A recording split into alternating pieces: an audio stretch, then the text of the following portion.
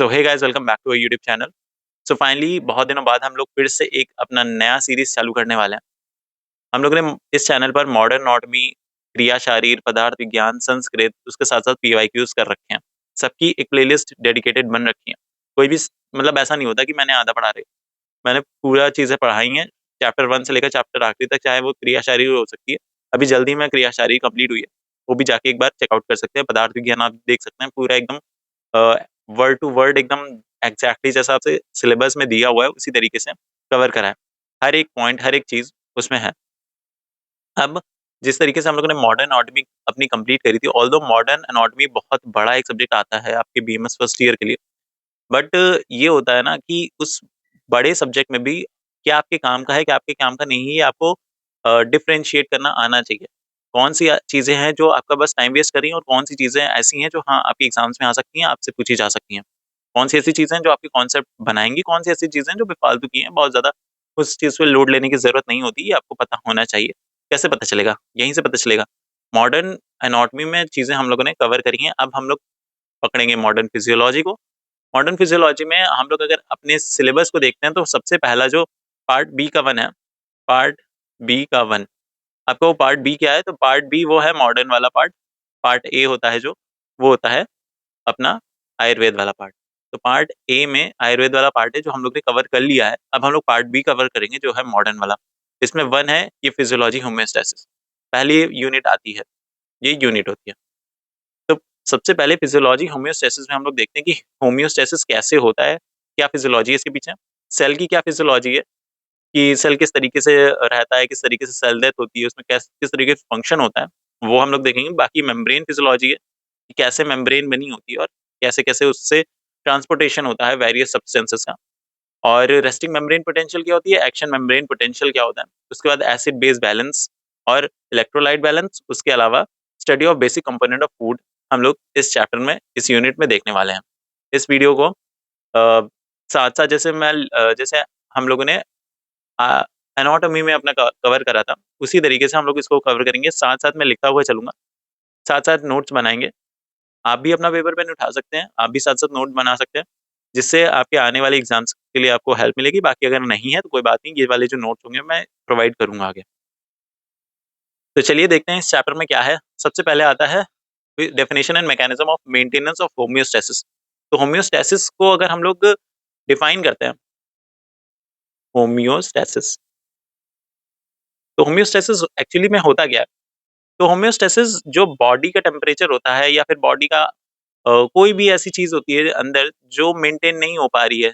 For example temperature हो सकता है, उसके अलावा कैसे मतलब कैसे पीएच रेगुलेट हो रहा है, कैसे न्यूट्रिशन जो होती हैं वो सप्लाई हो रही हैं, कैसे रेस्पिरेटरी एक्सचेंज होता है वो हो रहा है। तो ये सारी जो चीजें होती हैं, इसका एक इक्विलिब्रियम बनाए रखना, ये होम्योस्टैसिस कहलाता है। अब अगर हम लोग बुकिश नॉलेज देखें, बुकिश लैंग्वेज देखें, तो बुकिश में सीधे सीधे कह देते हैं कि maintenance of a constant internal environment with in the body, maintenance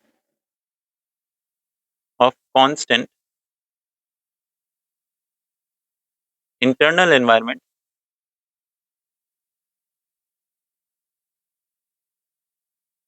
with in the body.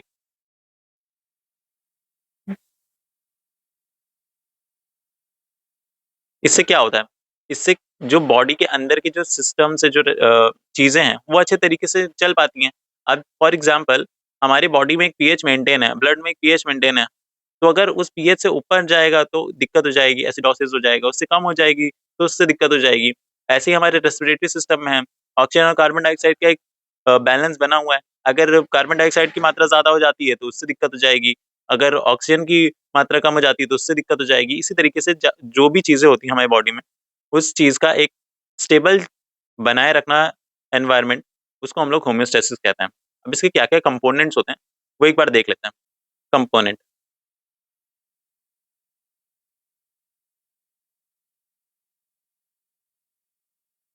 तो कंपोनेंट में होम्योस्टेसिस सिस्टम के तीन चीजें आती हैं। पहला है सेंसर्स, दूसरा है अपना कंट्रोल सेंटर, और तीसरा है इफेक्टर। अब जो भी इसका मैसेज है जो कंट्रोल सेंटर पे जा रहा है और कंट्रोल सेंटर जो अपना काम कर रहा है, उसके बीच में ट्रांसमिशन होता है मैसेजेस का, जिसको हम लोग इनपुट और आउटपुट भी बोलते हैं। ठीक है। अब जो सेंसर्स होते हैं उसको हम लोग डिटेक्टर भी बोलते हैं। ये डिटेक्ट करते हैं कि कौन सी ऐसी चीज़ है जो हमारे बॉडी के इंटरनल एनवायरनमेंट को अफेक्ट कर रही है, कौन सी ऐसी चीज़ है जो हमारे बॉडी के जो स्मूथ अपना जो इंटरनल सिस्टम चल रहा है उसको बिगाड़ रहा है। तो this recognise any deviation of physiological activities from its normal set limit. इतना आपको पता चल गया। अब उसके बाद ट्रांसमिशन होता है मैसेज का, यहाँ से यहाँ तक, इसको बोलते हैं इनपुट। तो जब हम लोगों को पता चलता है, हमारी बॉडी को पता चलता है कि कोई भी ऐसी डेविएशन आ रहा है, तो एक मैसेज जाता है कंट्रोल सेंटर पे वाया इलेक्ट्रिकल इम्पल्स। तो इलेक्ट्रिकल इम्पल्स जो न्यूरॉन सिग्नल्स हैं उनके थ्रू जाता है कंट्रोल सेंटर पे। अब कंट्रोल सेंटर हर चीज़ का अलग-अलग हो सकता है, मैकेनिज्म अलग-अलग हो सकता है। जैसे रेस्पिरेटरी अगर डेविएशन आया तो उसके लिए अलग तरीके से हमारे कंट्रोल सेंटर्स होंगे, अलग-अलग तरीके से उसका मैकेनिज्म होगा। इसी तरीके से हमारे ब्लड में आए तो वो अलग होगा, हमारे टेम्परेचर में आए तो अलग-अलग होता है। बट मेन कंपोनेंट यही 3 होते हैं।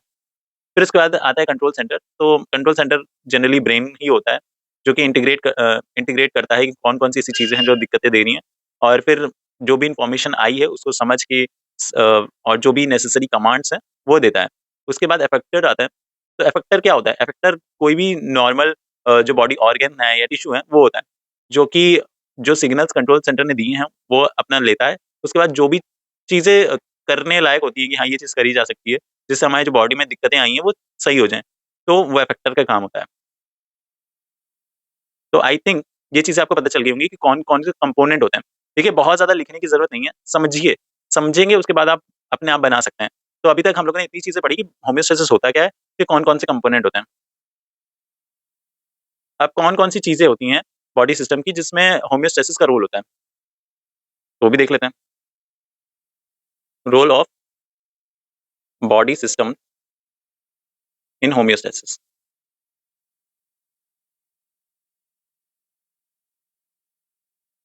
इसमें सबसे पहले आ जाता है पीएच रेगुलेशन।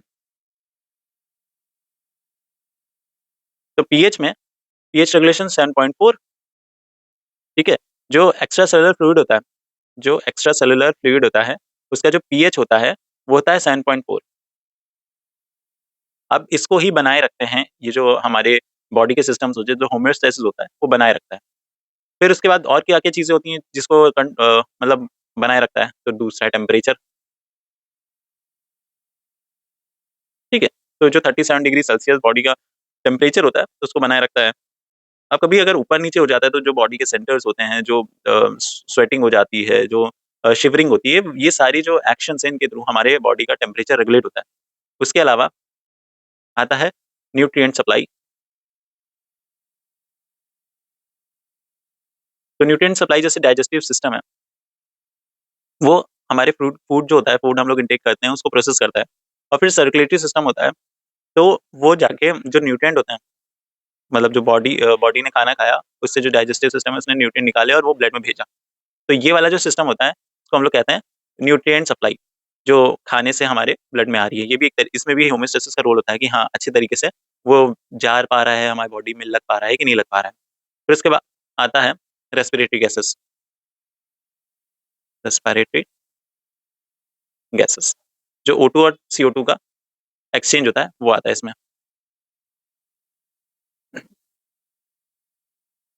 फिर उसके अलावा कौन-कौन से हैं? Waste removal, hormonal balance,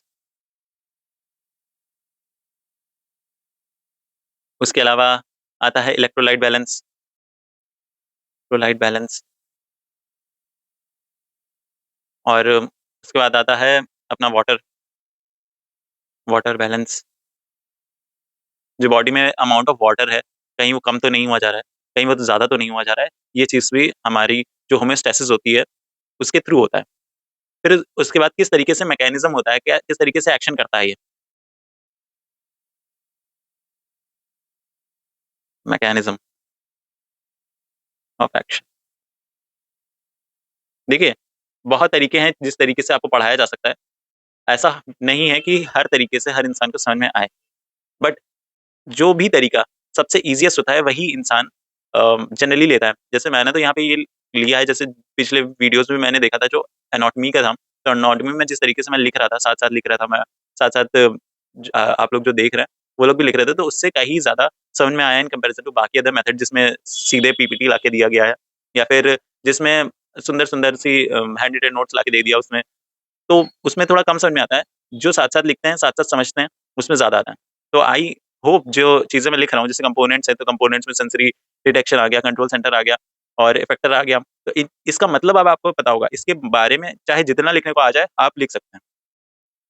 role of body system, अब आपको पता है कि हाँ, पीएच रेगुलेशन और ये सारी चीज़ें होती हैं, इसमें रोल होता है होमियोस्टेसिस का। फिर मैकेनिज़्म की बात करते हैं, तो मैकेनिज़्म क्या होता है? फीडबैक कंट्रोल होता है ये। Feedback control. तो फीडबैक कंट्रोल क्या होता है? देखो, कोई भी जो डेविएशन आता है, फॉर एग्ज़ाम्पल आपने पानी नहीं पिया, तो पानी नहीं पी रहे हैं, तो इससे क्या होगा?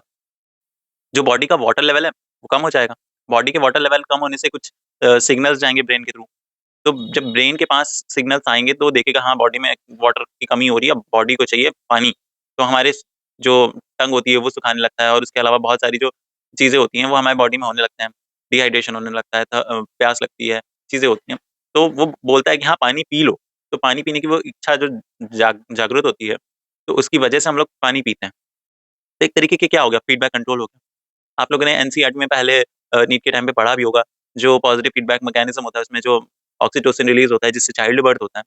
तो वो भी एक तरीके का है कि हाँ, सबसे पहले चाइल्ड बर्थ हो रहा है, फिर उसके बाद उसी को और ज़्यादा रिगरस कॉन्ट्रैक्शन के लिए ऑक्सीटोसिन रिलीज़ होता है, फिर उससे जो बेबी होता है, उसका डिलीवरी होती है। तो एक तरीके का पॉजिटिव फीडबैक होता है।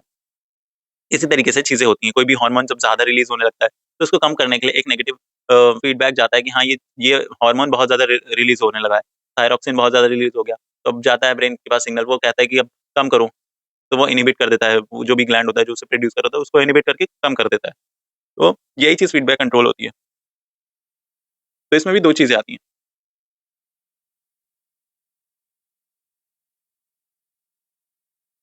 एक है अपना नेगेटिव फीडबैक और एक है पॉजिटिव फीडबैक। तो नेगेटिव फीडबैक क्या होता है? इसमें एग्ज़ाम्पल आते हैं थायरॉक्सिन और वाटर बैलेंस। पॉजिटिव में कौन-कौन से आते हैं? पॉजिटिव में आता है ब्लड क्लॉटिंग, चाइल्ड बर्थ और मिल्क इजेक्शन रिफ्लेक्स। कैसे करते हैं? अब उसके बारे में हम लोग देख लेते हैं। जैसे नेगेटिव होता है, ये मोस्ट कॉमन मैकेनिज़्म है, जिससे जो भी एक्शन हो रहा होता है बॉडी के अंदर, वो रिवर्स हो जाता है। इसलिए इसे रिवर्स फीडबैक या फिर नेगेटिव फीडबैक मैकेनिज़्म बोलते हैं। इसको अलग से देखते हैं। तो ये है negative.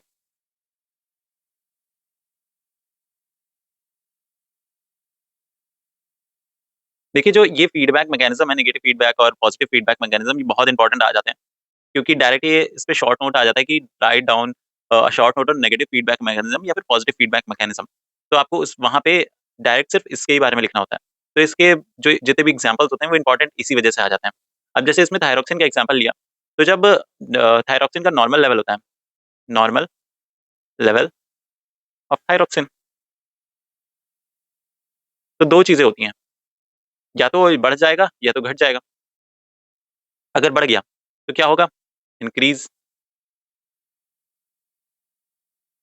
Increase secretion of thyroxine,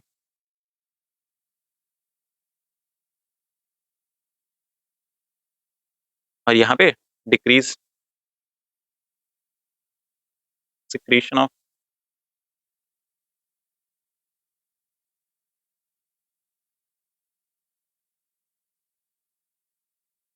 thyroxine. अब ये जो इंक्रीज़ हुआ था, अब ये इंक्रीज़ हो गया ना, तो इंक्रीज़ हो गया, अब इसको कम भी तो करना है। अगर इंक्रीज़ को कम नहीं करेंगे तो बॉडी में थायरॉक्सिन का लेवल बहुत ज़्यादा बढ़ता रहेगा। तो ये यहाँ पे इन्हिबिशन हो गया, inhibition of thyroid stimulating hormone secretion, SECRETI secretion, SECRETI, ठीक है? तो इन्हिबिशन हो गया। इससे क्या हुआ? Decrease secretion of thyroxine, decrease हो गया, डिक्रीज सिक्रीशन ऑफ थायरोक्सिन। इससे क्या हो गया, नॉर्मल हो गया, फिर से नॉर्मल लेवल। सेम इसका भी यही हाल है, यहाँ डिक्रीज हुआ था, इधर फिर इंक्रीज हो जाएगा। Increase stimulation, stimulation of TSH secretion, इससे इंक्रीज हो गया, इंक्रीज सिक्रीशन ऑफ थायरोक्सिन, और इससे नॉर्मल लेवल हो गया। ठीक है, इतनी चीजें आई होप समझ में आ गई होंगी। अब यहाँ पे फ्लो चार्ट क्यों बनाया, यहाँ पे फ्लो चार्ट का बहुत ज्यादा मतलब नहीं था, लेकिन ये आपके एग्जाम पॉइंट ऑफ व्यू से मैं बता रहा हूँ कि जब भी आप कोई भी नेगेटिव फीडबैक या पॉजिटिव फीडबैक मैकेनिज्म के बारे में लिखते हैं, तो जरूर है कि उसका आप चार्ट जरूर बनाएं, क्योंकि चार्ट से पहली चीज तो आपको लिखना कम पड़ता है, आपका एग्जाम जो है वो समय से पहले पूरा हो पाता है। क्योंकि ऐसा होता है ना कि बहुत ज्यादा लिखने के पीछे अगर जाएंगे तो पेज तो बहुत बड़ा होता है, तो जल्दी पेज खत्म भी नहीं होता, इतना कंटेंट कहाँ से लाएं, तो कंटेंट उतना ही है, लेकिन देख रहे हैं किस तरीके से प्रेजेंटेशन है, प्रेजेंटेशन बढ़ गया। तो यही चीजें आपको एग्जाम में भी करनी है वहाँ पे। अब इसका दूसरा एग्जाम्पल आता है, तो ये तो पहला था एग्जाम्पल था, पहला थायरोक्सिन, दूसरा वाटर। अब बॉडी में सबसे पहले तो नॉर्मल था, नॉर्मल वाटर कंटेंट था, इससे क्या हुआ, पहले तो या तो डिक्रीज होगा या तो इंक्रीज होगा। डिक्रीज होगा तो क्या होगा, स्टिमुलेशन होगा ऑस्मो रिसेप्टर्स के पास हाइपोथैलेमस में, stimulation of osmoreceptors in hypothalamus.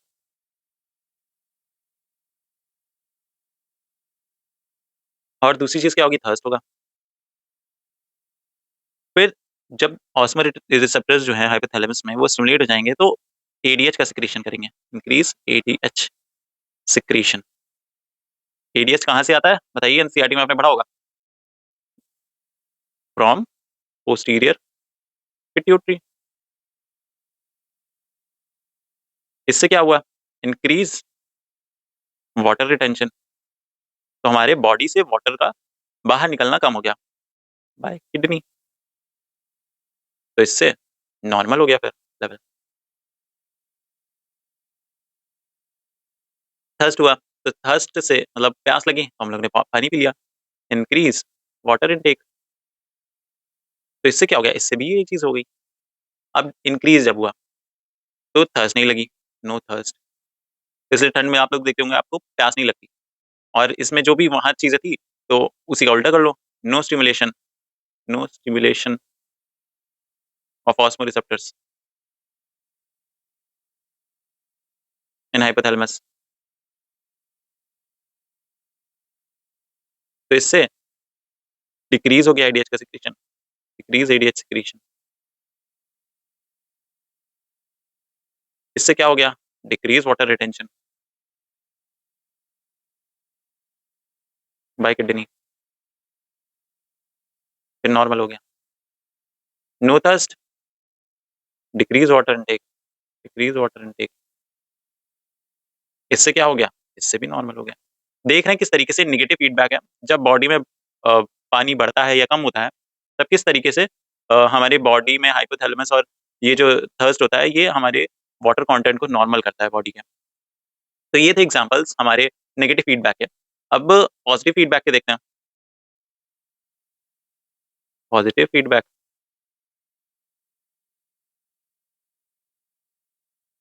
Mechanism.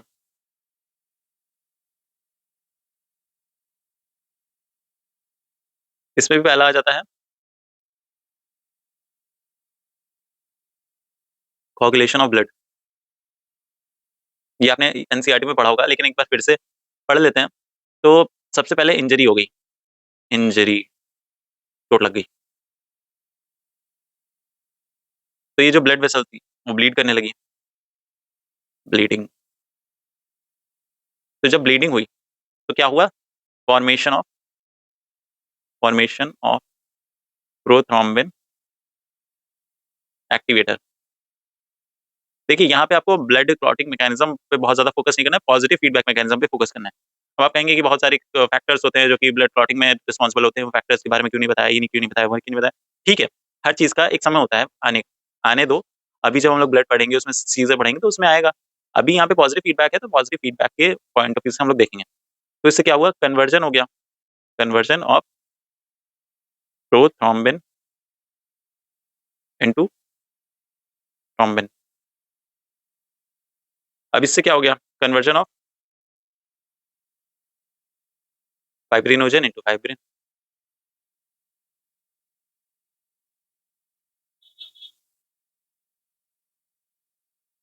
इससे ब्लड क्लॉट हो गया, स्टॉप हो गया, स्टॉपेज ऑफ ब्लीडिंग। ठीक है, तो ये मैकेनिज्म था अपना पॉजिटिव। अब कैसे पॉजिटिव था, तो ये पॉजिटिव है, ये पॉजिटिव है, इस तरीके से। देखो, फॉर्मेशन ऑफ प्रोथ्रोम्बिन एक्टिवेटर, तो प्रोथ्रोम्बिन एक्टिवेटर बना, उससे क्या हुआ कि कन्वर्जन हो गया प्रोथ्रोम्बिन का थ्रोम्बिन में। अब जो थ्रोम्बिन था, अब ये प्रोथ्रोम्बिन के एक्टिवेशन में हेल्प करा रहा है, और आगे ये थ्रोम्बिन जो है वो conversion of fibrinogen into fibrin, इसमें भी हेल्प कर रहा है। तो एक तरीके से पॉजिटिव फीडबैक मैकेनिज्म है। अब जब थ्रोम्बिन बनता है तो और ज्यादा प्रोथ्रोम्बिन एक्टिवेटर बनने लगते हैं, जिससे और ज्यादा ये पॉजिटिव फीडबैक जाता है और अच्छे तरीके से क्लॉटिंग होती है ब्लड की। अब दूसरा आ जाता है, तो ये तो ब्लड क्लॉटिंग था। दूसरा है चाइल्ड बर्थ। तो देखो, सबसे पहले क्या हुआ, ऑनसेट ऑफ लेबर, उसके बाद कॉन्ट्रैक्शन ऑफ यूट्रस,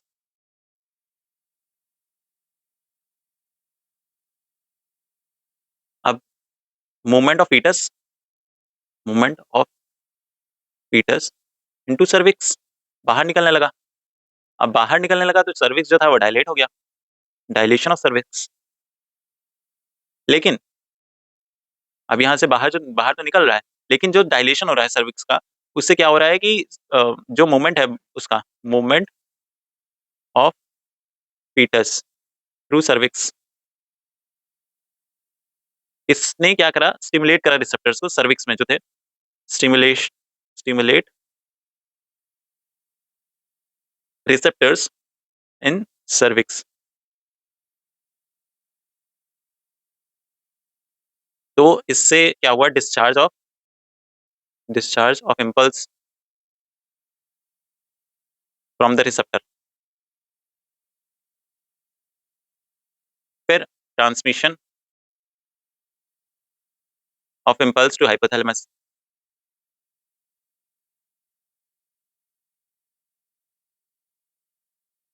फिर हाइपोथैलेमस में ट्रांसमिशन हुआ इम्पल्स का, तो जिसकी वजह से ऑक्सीटोसिन हार्मोन रिलीज हुआ, ऑक्सीटोसिन हार्मोन रिलीज।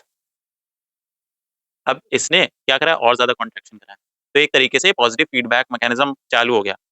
तब तक, जब तक फीटस बाहर नहीं निकल जाता, तब तक ये मैकेनिज्म चालू रहता है। ऑक्सीटोसिन बढ़ता है जिस तरीके से बॉडी में, उससे कॉन्ट्रैक्शन होता रहता है यूट्रस का, उससे और ज्यादा जो फीटस होता है वो बाहर निकलता रहता है। फीटस जब बाहर निकलता है तो सर्विक्स की जो वॉल है, उससे उसमें जो रिसेप्टर्स होते हैं वो स्टिमुलेट होते हैं, उससे जाके हाइपोथैलेमस में इम्पल्स जाता है, हाइपोथैलेमस फिर से ऑक्सीटोसिन रिलीज करता है, फिर से कॉन्ट्रैक्शन होता है, और ये एक साइकिल होती है पॉजिटिव फीडबैक मैकेनिज्म की।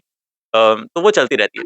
तो इतनी चीजें थी हमारी होम्योस्टेसिस में।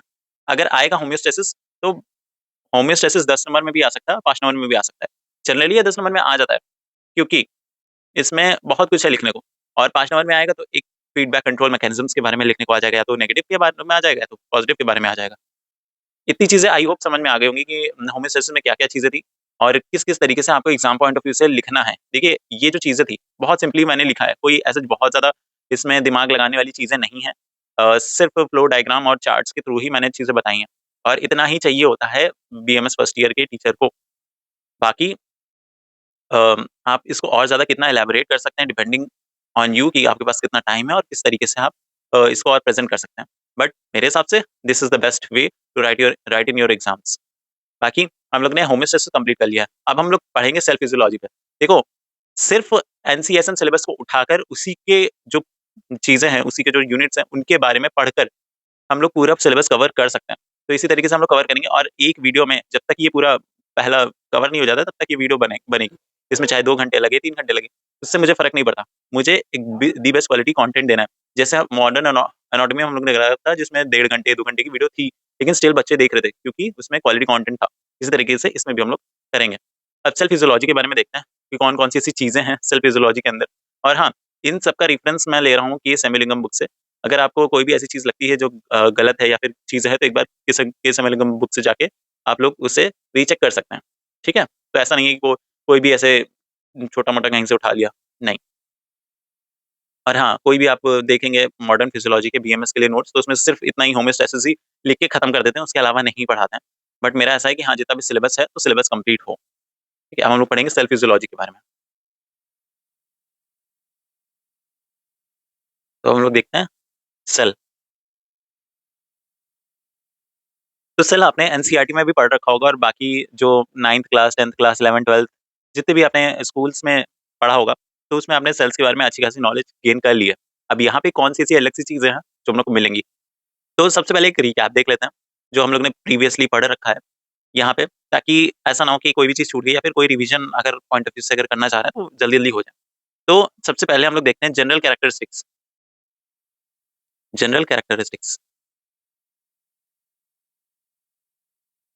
Of cell. तो जनरल कैरेक्टरिस्टिक्स में सबसे पहले जो भी सेल होता है बॉडी का, वो हमारे लाइफ के लिए एक इम्पोर्टेंट पार्ट होता है। Basic structural function unit of all living organisms हम लोगों ने पढ़ा था 9th क्लास में, सेल जब चैप्टर आया था, तो उसमें हम लोगों ने देखा था। बाकी इसके अलावा और कौन-कौन सी ऐसी चीज़ें हैं जो हमारी बॉडी में सेल जो है वो करता है, तो न्यूट्रिशन प्रोवाइड करता है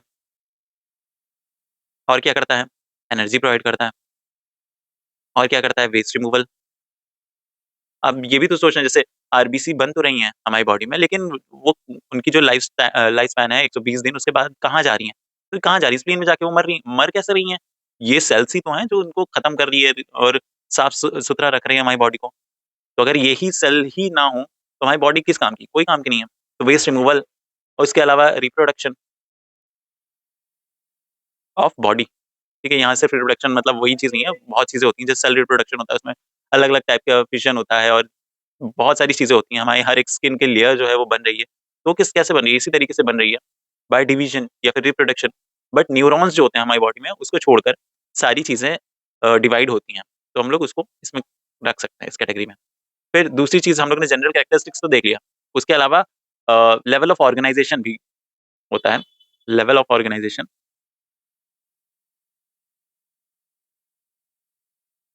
लेवल ऑफ ऑर्गनाइज़ेशन में सबसे पहले कह सकते हैं सेल है। सेल्स मिलके टिश्यू बनाती हैं ऑर्गन्स और ऑर्गन बनाता है ऑर्गन सिस्टम। अब कह दो यार ये तो बहुत छोटी सी चीज़ थी, ये तो सबको पता है, क्यों बता दिया? तो ठीक है, ये सारी चीज़ें पता है। उसके बाद चलते हैं डिटेल सेल स्ट्रक्चर पे, किस तरीके से होता है। तो बहुत ज़्यादा हम लोगों को इसमें भी डीप में नहीं जाना है। क्यों नहीं जाना है? क्योंकि हम फिजियोलॉजी पढ़ रहे हैं। फिजियोलॉजी में मेन-मेन चीज़ें आपको काम की आनी चाहिए। अब सेल स्ट्रक्चर, सेल्युलर स्ट्रक्चर, तो सबसे पहले आता है सेल मेम्ब्रेन या फिर प्लाज्मा मेम्ब्रेन। तो जो सेल मेम्ब्रेन होती है, इसकी थिकनेस, इसकी चीज़ें बहुत ज़्यादा इम्पोर्टेंट नहीं है। बस इतना पता होना चाहिए कि ये प्रोटेक्शन का काम करती है, प्रोटेक्टिव होती है, सेमी परमिएबल होती है कि किसको आना है, किसको नहीं आना है, ये डिसाइड करता है। और ये एक्स्ट्रा सेल्युलर फ्लूइड को सेपरेट करता है फ्रॉम इंट्रासेल्युलर फ्लूइड। ठीक है? एक्स्ट्रा सेल्युलर फ्लूइड जो सेल के बाहर का है, इंट्रासेल्युलर जो सेल के अंदर का है। ये प्रोटीन से बनती है, लिपिड से बनती है और कार्बोहाइड्रेट से बनती है। अब इसका जो परसेंटेज है वो 55%, 40% और 5% ये सारी चीज़ें आती हैं।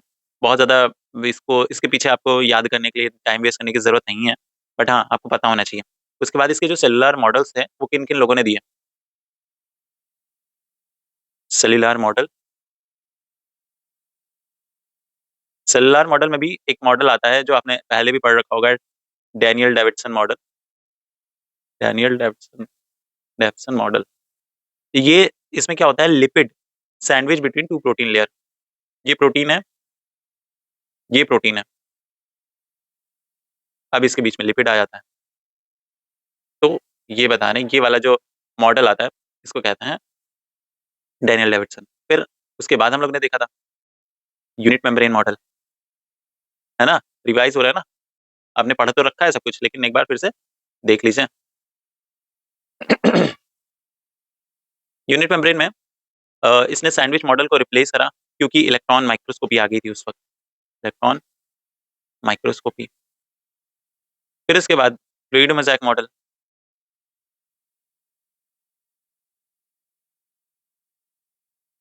इसमें क्या हुआ, ये करंटली एक्सेप्टेड मॉडल है, जिसमें क्या बोलते हैं कि जो फैट की जो प्रोटीन जो होता है वो जो लिपिड बाइलेयर होता है उसमें फ्लोट कर रहा होता है। ठीक है, ऐसे कह सकते हैं ये जो लिपिड बाइलेयर होता है, इसका हेड होता है, टेल होता है, हाइड्रोफिलिक, हाइड्रोफोबिक। ये आपने पढ़ रखा है। एक बार फिर से यहाँ पे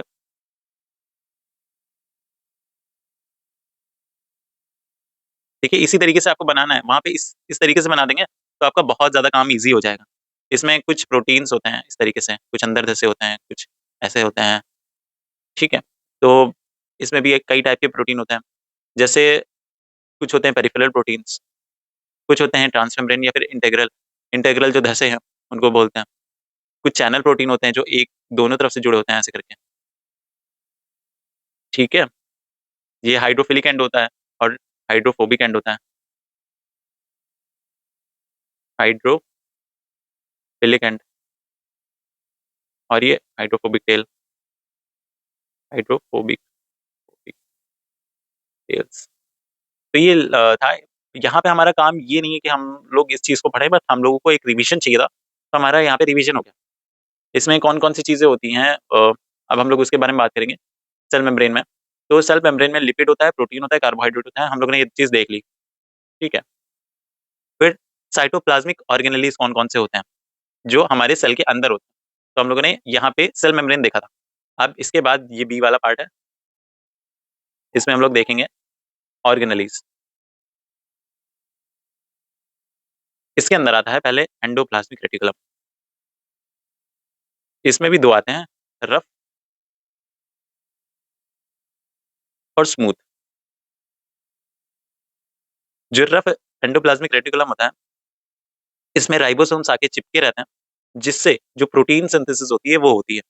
और ये क्या करते हैं कि ऑटोफैगोसोम्स के थ्रू जो होते हैं, वो खुद को ही डिग्रेड कर लेते हैं, या फिर जो वॉर्न आउट ऑर्गेनेलीज होते हैं उनको डिग्रेड करते हैं। स्मूथ ईआर होता है, तो ये क्या करते हैं, सिंथेसाइज नॉन प्रोटीन सब्सटेंस जैसे कि कोलेस्ट्रॉल, स्टीरॉइड्स, कैल्शियम को स्टोर करते हैं और ड्रग जो होते हैं उनको डिटॉक्सिफाई करते हैं। तो हम लोग यहाँ पे एक बार लिख लेते हैं कि studded with studded with ribosome secrete synthesize secreted proteins, synthesize protein. अब प्रोटीन में कौन कौन सा, इंसुलिन, इंसुलिन एंटीबॉडीज एटसेट्रा। और जो स्मूथ एंडोप्लाज्मिक रेटिकुलम होता है, synthesise non protein, synthesise non protein substance. I hope जो चीजें मैं लिख रहा हूँ आपको समझ में आ रही होंगी, क्योंकि आई थिंक मेरी राइटिंग इतनी खराब है नहीं। स्टीरॉइड्स और स्टोर कैल्शियम। तो यहाँ पे हम लोगों ने ये चीज देख ली ऑर्गेनेलीज के बारे में। इसमें सबसे पहले आया था हमारा एंडोप्लाज्मिक रेटिकुलम। अब इसके बाद दूसरा आता है हमारा गोल्गी अपैरेटस, गोल्गी अपैरेटस। अब मुझे इतना पता है कि आपको बहुत ज्यादा डीप में जाने की इसमें जरूरत नहीं है, क्योंकि पहली चीज तो एग्जाम पॉइंट ऑफ व्यू से बहुत ज्यादा नहीं इंपॉर्टेंट है, नहीं आता आपको। एनसीईआरटी में आपने पढ़ रखा है, और उसके अलावा ये भी है, कभी आएगा तो आप बना के बहुत अच्छा लिख सकते हैं। ठीक है, तो एक रिवीजन पॉइंट ऑफ व्यू से मैं चीजें बता रहा हूँ। उसके अलावा जो भी चीजें आपको डीप में इसके बारे में पता है, वो आप अपने एग्जाम कॉपी में बहुत ज्यादा भर सकते हैं। यहाँ पे उसकी उतनी जरूरत है नहीं, इस वजह से मैं उतने डीप में नहीं जा रहा हूँ। जो जो मेन चीज है वो अपना कर रहा हूँ। अब गोल्गी अपैरेटस का क्या काम होता है, इसको हम लोग कहते हैं पोस्ट ऑफिस। पोस्ट ऑफिस का क्या काम होता है, पोस्ट ऑफिस क्या करता है, प्रोसेस करता है, पैक करता है, और लेबल करता है प्रोटीन को। Label proteins and lipid. इसके बाद फिर वो बाहर निकलते हैं, फिर उसकी डिलीवरी हो जाती है जहाँ पे उसको जाना है। फिर उसके बाद थर्ड ऑर्गेनेली आता है अपना लाइसोसोम। लाइसोसोम। अब लाइसोसोम का क्या काम होता है? ये गार्बेज सिस्टम होता है। Garbage system. गार्बेज सिस्टम क्या होता है? हाइड्रोलाइटिक एंजाइम्स होते हैं इसके पास। Contain hydrolytic enzymes. अब इनका काम क्या होता है? कौन कौन से हाइड्रोलाइटिक एंजाइम्स होते हैं? जैसे एसिड हाइड्रोक्सिलेज। अब जो ये होता है, इसमें भी प्राइमरी होते हैं और सेकेंडरी होते हैं। प्राइमरी और सेकेंडरी। प्राइमरी इनएक्टिवेटेड होते हैं, इनएक्टिव, और ये एक्टिव होते हैं। इसमें एंडोसोम्स होते हैं या फैगोसोम्स होते हैं, इनके फ्यूजन से बनता है एक्टिव वाला, और जो इनएक्टिव होता है वो गोल्गी से चिपका होता है। इनका फंक्शन क्या होता है कि जो मैक्रोमोलिक्यूल्स हैं उनका डिग्रेडेशन करना, और जो वॉर्न आउट ऑर्गेनेलीज हैं उनको भी हटाना, उनका भी डिग्रेडेशन करना, उनको खत्म करना। लाइसोसोम्स एक तरीके से कह सकते हैं बैग लाइक स्ट्रक्चर होता है। इसके अंदर जो भी जो सेल के बेकार पार्ट होते हैं, या फिर कोई सेल डेड हो गया है, कोई और सेल का ऑर्गेनली डेड हो गया है, तो उस ऑर्गेनली को सेल से हटाना, साफ सफाई करना, ये इसका काम होता है। पेरोक्सिसोम्स आते हैं उसके बाद। चौथा है पेरोक्सिसोम्स। तो ये चिपके होते हैं, pinched from the ER. Endoplasmic reticulum से चिपके होते हैं। Contains oxidative enzymes. Contain oxidative enzymes. और ये काम क्या करते हैं? Break fatty acid. फिर आता है माइटोकॉन्ड्रिया। एक लाइन में बोलना चाहूंगा, mitochondria is the powerhouse of the cell. कहेंगे कि यार सिर्फ एक ही लाइन जो है बायोलॉजी में वही आती थी, और वही आपने भी बोल दी, अब हम क्या लिखेंगे? तो सिंपल जो आती है ना, यूनिवर्सल ट्रूथ होते हैं ना कुछ कुछ चीजें, जैसे sun rises in the east, तो बस वही है। Mitochondria is the powerhouse of cell. ये यूनिवर्सल ट्रूथ्स हैं, the powerhouse of cell. इसका स्ट्रक्चर, स्ट्रक्चर की बात करें तो outer membrane and inner membrane folded into crystal. Outer membrane and inner membrane folded into crista. Crista क्या होता है? फिंगर लाइक प्रोजेक्शंस होते हैं। फंक्शंस की बात करते हैं, फंक्शन। तो produce ATP. ATP energy currency, ATP. Oxidation कराते हैं, रेस्पिरेटरी चेन में भी यूजफुल होता है, बहुत चीजें होती हैं। फिर आता है सेंट्रोजोम्स। सेंट्रोजोम। तो सेंट्रोजोम्स या सेंट्रियोल्स जो होते हैं, ये क्रोमोसोम मूवमेंट में हेल्प करते हैं। Involve in chromosome movement.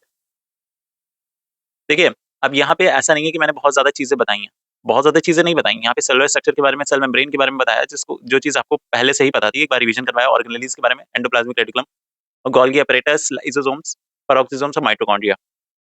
बहुत बेसिक बेसिक चीजें हैं, इसमें बहुत ज्यादा डीप में नहीं गया हूं मैं, क्योंकि बहुत ज्यादा डीप में आपकी बुक पे भी नहीं लिखा हुआ है शुरुआत में ही। तो एक मेन मेन चीजें जो एनसीईआरटी पॉइंट ऑफ व्यू वाली चीजें आपके पास हैं, उसको एक बार रिवाइज कर सकते हैं। उसके बाद ये भी है कि बहुत ज़्यादा इंपॉर्टेंट नहीं है, तो इस पे बहुत ज़्यादा टाइम देकर अपना टाइम वेस्ट मत करिएगा। और भी सब्जेक्ट हैं, संहिता है, पदार्थ विज्ञान है, तो वो बहुत ज़्यादा इंपॉर्टेंट सब्जेक्ट आ जाते हैं, क्योंकि वो कठिन आते हैं, उसमें कॉन्सेप्ट ज़्यादा हो जाते हैं, तो वो चीज़ें हैं। उसके बाद हम लोगों ने यहाँ पे ये देखा था कि लिमिटिंग मेम्ब्रेन के साथ साथ जो ऑर्गेनेलीज हैं उनके बारे में हम लोग ने देखा था। अब कुछ कुछ विदाउट लिमिटिंग मेम्ब्रेन होते हैं, जैसे राइबोसोम्स हो गया, उसके ऊपर कोई ऐसे डबल मेम्ब्रेन नहीं होती है, लिमिटिंग मेम्ब्रेन नहीं होती है, तो राइबोसोम्स आ जाता है, जिसको प्रोटीन फैक्ट्री बोलते हैं। उसके बाद साइटोस्केलेटन आता है। तो राइबोसोम और साइटोस्केलेटन ये आपको पता होना चाहिए, एक बार लिख लेते हैं। Organelles without limiting membrane. इसमें भी राइबोसोम और साइटोस्केलेटन। साइटोस्केलेटन। इसमें भी माइक्रोट्यूब्यूल्स, ट्यूबुलिन से बना होता है, formed by tubulin act as conveyor belt and form mitotic spindles. उसके बाद इंटरमीडिएट फिलामेंट और माइक्रोफिलामेंट। इंटरमीडिएट फिलामेंट और माइक्रोफिलामेंट। इमीडिएट फिलामेंट जो होते हैं वो सेल शेप को मेंटेन करते हैं, और माइक्रोफिलामेंट होते हैं इसमें कॉन्ट्रेक्टाइल फाइबर होते हैं, एक्टिन और मायोसिन, जो सेलुलर मूवमेंट में हेल्प करते हैं। फिर आता है न्यूक्लियस। क्या सी है न्यूक्लियस। तो न्यूक्लियस जो होता है ये लार्जेस्ट होता है, largest cell organelle, largest organelle 10% cell volume होता है, इसको ऑक्यूपाई करता है। सेल डिवीजन में मदद करता है, और एक तरीके से कह सकते हैं कि ये पूरा सेल चलाता है।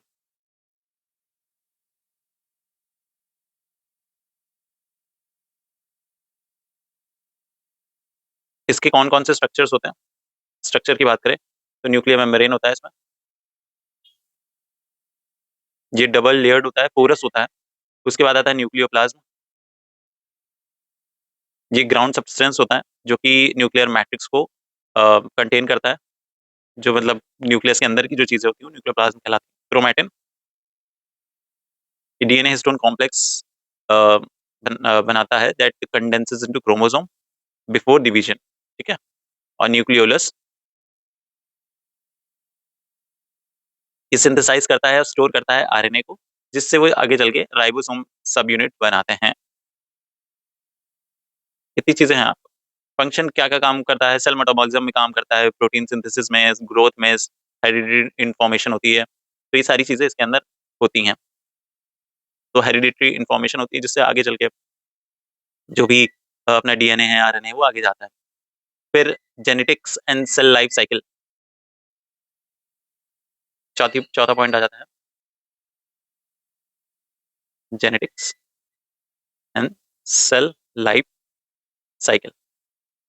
अब यहाँ से कह सकते हैं कि यहाँ थोड़ा इंपॉर्टेंट पॉइंट चालू हो जाता है कि किस तरीके से सेल की लाइफ साइकिल होती है। तो सबसे पहले जो डीएनए होता है, डीऑक्सी राइबो न्यूक्लिक एसिड इसका फुल फॉर्म होता है। तो ये डबल, अब डीएनए के बारे में यार क्या ही बताऊं, डबल हेलिकल होता है, डबल हेलिक्स, ठीक है, इस तरीके से डबल हेलिकल स्ट्रक्चर होता है। कैरी जेनेटिक इंफॉर्मेशन,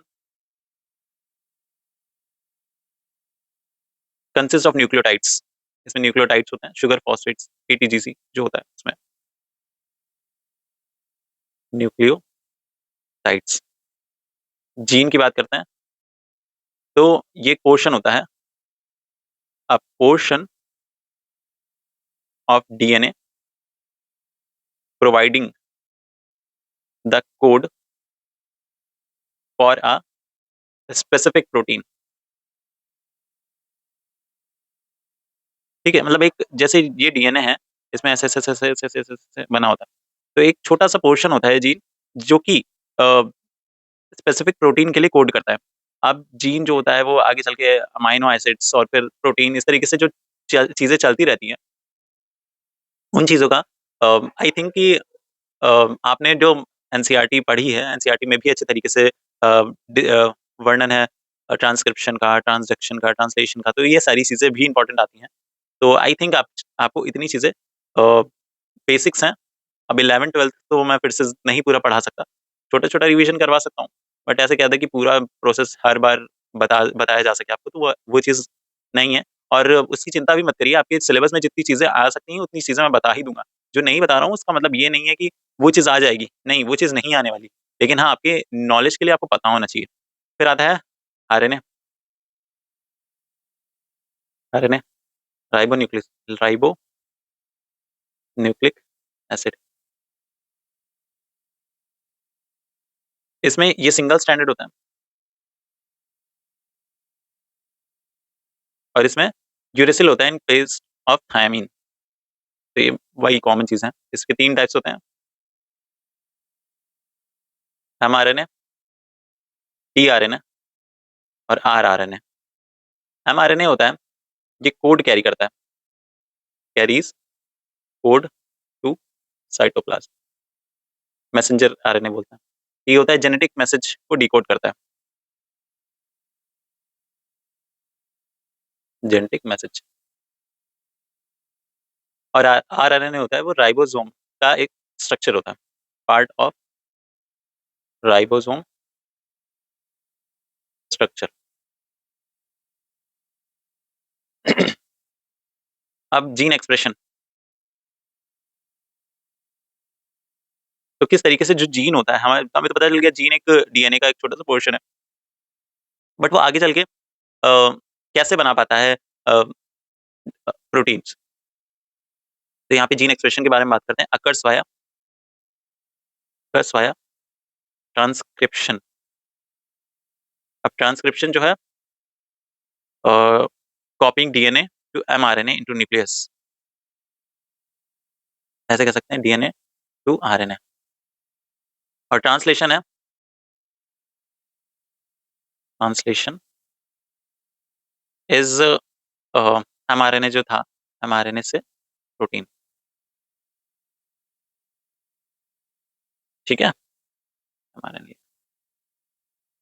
फिर इस टॉपिक का सबसे आखिरी चीज आ जाता है सेल डेथ के बारे में। तो सेल डेथ एक इंपॉर्टेंट टॉपिक आता है इसके अलावा जितनी चीजें हम लोगों ने अभी पढ़ी सेल के बारे में, ठीक है, ये सारी चीजें बहुत इंपॉर्टेंट है, बहुत आपके नॉलेज के लिए, आगे भी कहीं पे भी जाएंगे तो ये सारी चीजें बेसिक्स होती हैं, आपको पता ही होनी चाहिए उसके। But exam point of view से देखे तो ये वाली जो चीज है सेल डेथ के बारे में पूछा जाता है, cell death and adaptation.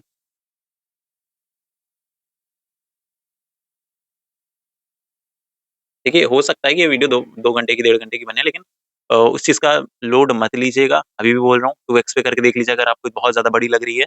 But जो भी चीज़ें यहाँ पे लिख रहा हूँ, एक बार सुन के जाइए। सुन रखा होगा आपने, तो आप जब नोट्स पढ़ेंगे तो आपको और ज़्यादा अच्छे तरीके से समझ में आ पाएगा। नोट्स बहुत ज़्यादा छोटे बना रहा हूँ, ऐसा नहीं कि बहुत ज़्यादा लिखे लिखे दे रहा हूँ। देख सकते हैं, आपके सामने ही लिख रहा हूँ। और देख और बहुत ज़्यादा बड़ा चैप्टर नहीं है। आप अभी यही चीज़ अगर क्लास में पढ़ेंगे तो आप 5 लेक्चर, 6 लेक्चर पूरा हफ्ता-हफ्ता देते हैं इस एक टॉपिक को।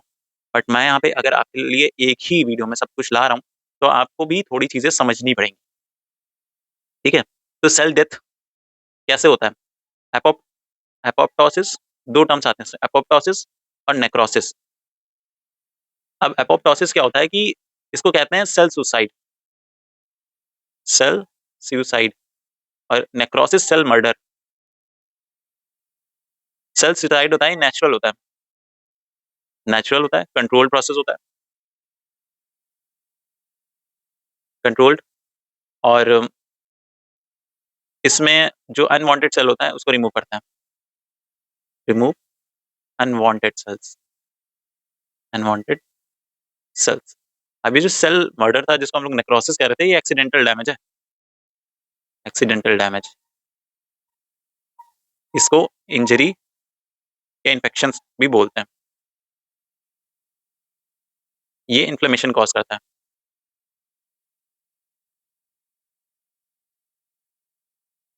तो ये 2 तरीके से सेल डेथ होती है, ये चीज आपको ध्यान रखनी चाहिए। और इसके अलावा कुछ टर्म्स आते हैं, वो भी आप देख लीजिए। एडेप्टेशन का, एडेप्टेशन मैकेनिज्म किस किस तरीके से होता है? पहला तो है trophy, trophy atrophy, decrease in cell size, decrease in cell size. दूसरा है hypertrophy, hypertrophy, increase in cell size, increase cell size. तीसरा आता है dysplasia, abnormal change in size, shape and organisation. Fourth है मेटाप्लासिया, मेटाप्लासिया। इसमें क्या है? Replacement of one cell type with another, तो आई होप चीज़ों का मतलब समझ में आ गया होगा। एट्रोफी का मतलब क्या है, हाइपरट्रॉफी का, डिस्प्लेसिया का और मेटाप्लेसिया का।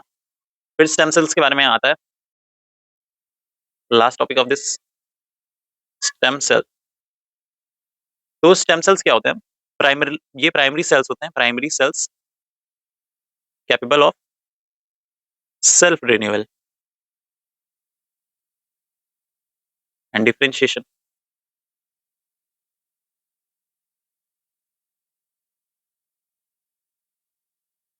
अब ये स्टेम सेल्स जो होते हैं, दो दो टाइप्स में हम लोग इसे डिवाइड कर सकते हैं, टाइप्स। पहले तो एम्ब्रियोनिक,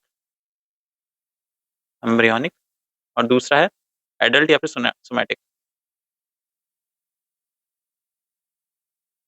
इसमें बोन मैरो की सेल्स आ जाती हैं, और ये एम्ब्रियोनिक जो अभी जो बच्चा होता है वो पैदा नहीं होता, उस टर्म में हम लोग बोलते हैं प्लूरीपोटेंट होता है। प्लूरीपोटेंट मतलब क्या होता है कि किसी भी सेल टाइप का बन सकता है, can become any cell type. तो इतनी चीजें थी हमारे इस वाले सेल फिजियोलॉजी के अंदर। इसमें हम लोगों ने देखा कि सेलुलर स्ट्रक्चर्स कौन कौन से होते हैं, ऑर्गेनेलीज कौन कौन से होते हैं। उसके बाद हम लोगों ने जेनेटिक और लाइफ साइकिल के बारे में पढ़ा, डीएनए देखा क्या होता है, और जीन क्या होता है, आरएनए क्या होता है, कितने टाइप का आरएनए होता है, जीन एक्सप्रेशन किस तरीके से होता है, सेल डेथ और एडेप्टेशन कैसे होता है। तो इस इतना हम लोगों ने सेल फिजियोलॉजी में पढ़ा, बहुत ज्यादा नहीं है, और ये भी जान लीजिए कि बहुत ज्यादा आपको लोड लेने की भी जरूरत नहीं है। होम्योस्टेसिस हो गया, सेल्फ फिजियोलॉजी हो गया। अब हम लोग पढ़ेंगे मेम्ब्रेन फिजियोलॉजी। इसको हम लोग बहुत ज्यादा मतलब ठीक है, आता है, बहुत ज्यादा बार आ भी चुका है, लेकिन आपके एग्जाम पॉइंट ऑफ व्यू से उतना इंपॉर्टेंट नहीं है जितना होम्योस्टेसिस इंपॉर्टेंट है। अगर आपको सिर्फ एक चीज पढ़नी है, अगर मैं बोलूँ कि सिर्फ एक चीज है जो आप इससे पढ़ सकते हैं, तो वो सिर्फ होम्योस्टेसिस है। आप सिर्फ होम्योस्टेसिस ही पढ़ के चले जाइए अगर आपके पास टाइम नहीं है। होम्योस्टेसिस देख लीजिए इस वीडियो का, स्किप करके नेक्स्ट वीडियो, उसमें जो इंपॉर्टेंट वो कर ला, स्किप करके नेक्स्ट वीडियो। बट अगर सिलेबस पूरा करना है, और अगर फिजियोलॉजी आपके यूनिवर्सिटी में, आपके कॉलेज में नहीं पढ़ाई जा रही, तो आप यहाँ से पढ़ सकते हैं, कोई दिक्कत नहीं है। फिर ट्रांसपोर्टेशन ऑफ वेरियस सब्सटेंस और बाकी चीजें हम लोग अभी देखेंगे।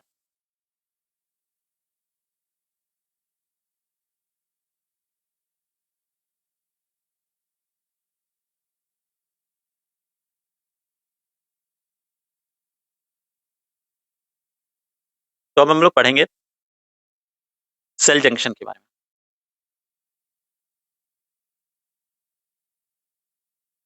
सेल जंक्शन, या तो सेल जंक्शन कितने टाइप के होते हैं ये पता होने से पहले हम लोग को ये पता होना चाहिए सेल जंक्शन होता क्या है।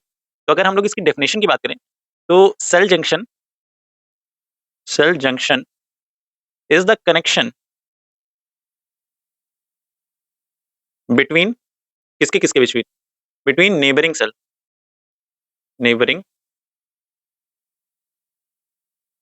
सेल्स, और the contact between a cell and extra cellular matrix, extra cellular matrix. फिर क्लासिफिकेशन की बात करें, तो ये हम लोगों ने डेफिनेशन देखी कि cell junction is the connection between the neighbouring cells और the contact between a cell and extra cellular matrix. फिर इसके बाद इसकी क्लासिफिकेशन में तीन टाइप के सेल जंक्शन होते हैं। Cell junction are of three types. सबसे पहले आ जाता है ऑक्लूडिंग जंक्शन, दूसरा आता है कम्युनिकेटिंग जंक्शन,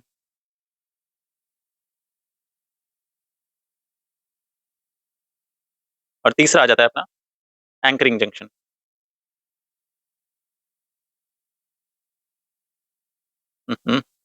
एंकरिंग जंक्शन। अब तो जो ऑक्लूडिंग जंक्शन होते हैं, प्रिवेंट द इंटरसेलुलर, इंटरसेलुलर मतलब दो सेल्स के बीच में, intercellular exchange of substance. Communicating junction में these junction permit the intercellular exchange, permit intercellular intercellular exchange of ions and molecules। अब यहाँ पे देखो, जब हम लोग ऑक्लूडिंग जंक्शन पढ़ रहे थे, तो इसमें जो movement of ions and molecules होता है वो ब्लॉक हो जाता है। इसमें ये भी लिख सकते हो, block movement of ions and molecules, ये करता ही है। और इसके बाद ये जो तीसरा वाला आता है एंकरिंग जंक्शन, ये स्ट्रक्चरल अटैचमेंट होता है, provide firm structural attachment between cells, between sales,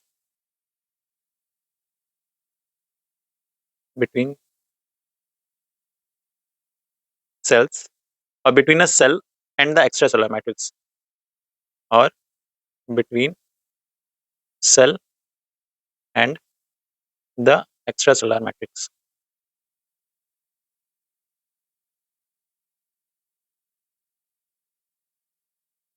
ये जो होते हैं ये क्रिटिकल होते हैं इस चीज के लिए, जो भी मैकेनिकल स्ट्रेस आता है उन चीजों के लिए बहुत ज्यादा इंपॉर्टेंट होते हैं, हार्ट में जैसे मसल्स में और स्किन में। तो नाम से ही हम लोगों को ये समझ में आ जाता है कि हाँ ये मैकेनिकल जो स्ट्रेस है उसको अच्छे तरीके से टैकल कर रहे हैं, अच्छे तरीके से दिक्कत ना हो हमारे टिश्यूज को, जैसे कि हार्ट में होता है, मसल्स में होता है, स्किन में होता है। तो वहाँ पे जो जंक्शन होते हैं ये हेल्प करते हैं, कोई मैकेनिकल स्ट्रेस आ रहा है तो उसको रोकने के लिए। तो हम लोगों को इसका इतना पता चल गया कि ऑक्लूडिंग जंक्शन होते हैं, कम्युनिकेटिंग जंक्शन होते हैं और एंकरिंग जंक्शन होते हैं। अब ऑक्लूडिंग जंक्शन जो होते हैं, तो ऑक्लूडिंग जंक्शन में अपना आ जाता है टाइट जंक्शन, ठीक है। तो टाइट जंक्शन में देखते हैं कौन कौन सी चीजें। टाइट जंक्शन, अब एक ओवरव्यू देख लेते हैं टाइट जंक्शन का। तो ये इंटरसेलुलर ऑक्लूडिंग जंक्शन होता है जो कि लार्ज मॉलिक्यूल्स को पास करने से रोकता है। इसको जोन्युला ऑक्लूडेंट भी कहते हैं।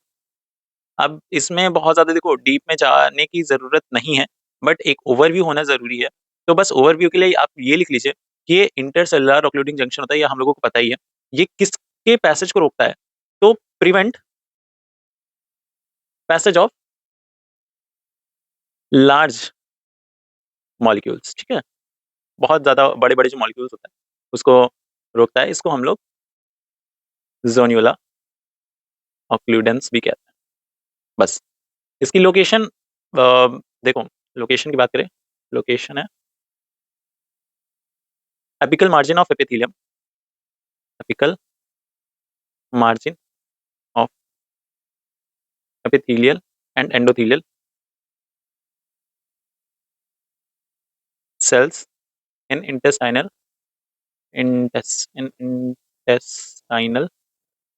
mucosa, walls of renal tubule, walls of renal tubule, etc. अब इसमें देखो दो प्रोटीन इन्वॉल्व होते हैं, बहुत ज्यादा उसमें मतलब जाने की जरूरत नहीं है, बस इतना जान लीजिए कि टू टाइप्स के प्रोटीन होते हैं। नाम पता होना चाहिए बस आपको। टू टाइप्स के प्रोटीन है, पहला तो है इंटीग्रल इंटीग्रल मेम्ब्रेन प्रोटीन,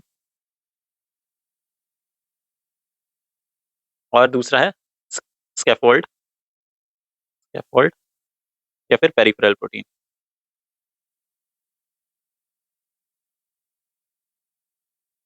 अब इसका फंक्शन तो हम लोगों को पता ही है, एक बार लिख के खत्म करते हैं। Function strength, selective permeability, fencing. Fencing क्या होता है? जो लेटरल मूवमेंट होता है मेम्ब्रेन प्रोटीन का और लिपिड का, तो उसको ये रोकता है। जिससे क्या होता है, जो क्या कह सकते हैं, एक तरीके से फेंस की तरह बन जाता है। फेंस की तरह बन जाता है, लेटरल मूवमेंट हो नहीं पा रहा है, रोके दे रहा है। तो इसीलिए हम लोग इसको कह रहे हैं कि फेंसिंग फंक्शन भी ये परफॉर्म करता है। और ये ब्लड ब्रेन बैरियर की तरह भी काम करता है। जो ब्लड ब्रेन बैरियर होता है वो बनता है tight junction in the brain capillaries, और वो प्रिवेंट करता है मैनी सब्सटेंसेस को जो कि ब्रेन के अंदर इंटर करने वाले होते हैं, उनको रोकता है। तो ब्लड ब्रेन बैरियर में भी इस तरीके के हम लोग को जंक्शन मिलने मतलब देखने को मिल जाता है। तो इतनी चीजें देखी हम लोगों ने ऑक्लूडिंग जंक्शन में। अब एक बार टाइट जंक्शन जो कम्युनिकेटिंग जंक्शन हम लोग देख लेते हैं। इसमें भी बहुत ज्यादा नहीं है, जैसे हम लोगों ने टाइट जंक्शन के बारे में पढ़ा, यहाँ पे गैप जंक्शन आता है और केमिकल सिनेप्स आते हैं। तो एक बार उसको देख लेते हैं, गैप जंक्शन। गैप जंक्शन, देखो नाम से ही चीजें समझ में आने लगती हैं। ऑक्लूडिंग जंक्शन जो रोक रहा है, कम्युनिकेटिंग जंक्शन कम्युनिकेशन में हेल्प कर रहा है, ठीक है। एंकरिंग जंक्शन जो एंकरिंग प्रोवाइड कर रहा है, जो स्ट्रेंथ प्रोवाइड कर रहा है, वो चीज है। अब गैप जंक्शन है, इसको हम लोग कहते हैं nexus, also called nexus. Nexus मतलब क्या होता है? नेक्सस मतलब होता है जाल, ठीक है। ये अलाउ करता है passage of ions and smaller molecules between the cells. इसकी लोकेशन क्या होती है? लोकेशन होती है present in the heart and basal part of epithelium in the intestinal mucosa. Present in the heart and the basal part of epithelial cell, epithelial cells in the intestinal mucosa, intestinal mucosa। Structure की बात करें तो इसका structure होता है membrane lies very close and cytoplasma are connected by channels that do not have contact with the extracellular fluid. मतलब जो भी मेम्ब्रेन्स होती हैं वो बहुत क्लोजली एक दूसरे से लाई करती हैं, बहुत ज्यादा स्पेस नहीं होता है उनके बीच में। देखो कोई भी जंक्शन है तो ऐसे ऐसे जंक्शन है, अब यहाँ से जो मॉलिक्यूल है उसको यहाँ जाना है तो उसको एक जंक्शन की भी तो जरूरत होगी, एक रास्ते की जरूरत होगी। तो ये वो रास्ता ही प्रोवाइड करवाता है गैप जंक्शन। तो कोई भी मॉलिक्यूल है वो यहाँ से यहाँ जा सकता है। अब जो गैप जंक्शन है, तो जो भी कह सकते हैं कि मेम्ब्रेन्स है उससे बहुत टाइटली, बहुत पास पास जुड़ा होता है, ठीक है। बहुत पास पास जुड़ा होता है जिससे बहुत इजीली जो मॉलिक्यूल्स होते हैं वो पास थ्रू कर जाते हैं, जो छोटे मॉलिक्यूल्स होते हैं, आयंस होते हैं। अगर ये ना हो तो आयंस का मूवमेंट ही रुक जाएगा, ठीक है। स्ट्रक्चर की बात कर लिया हम लोग ने, अब लिख लेते हैं। Membranes lies very close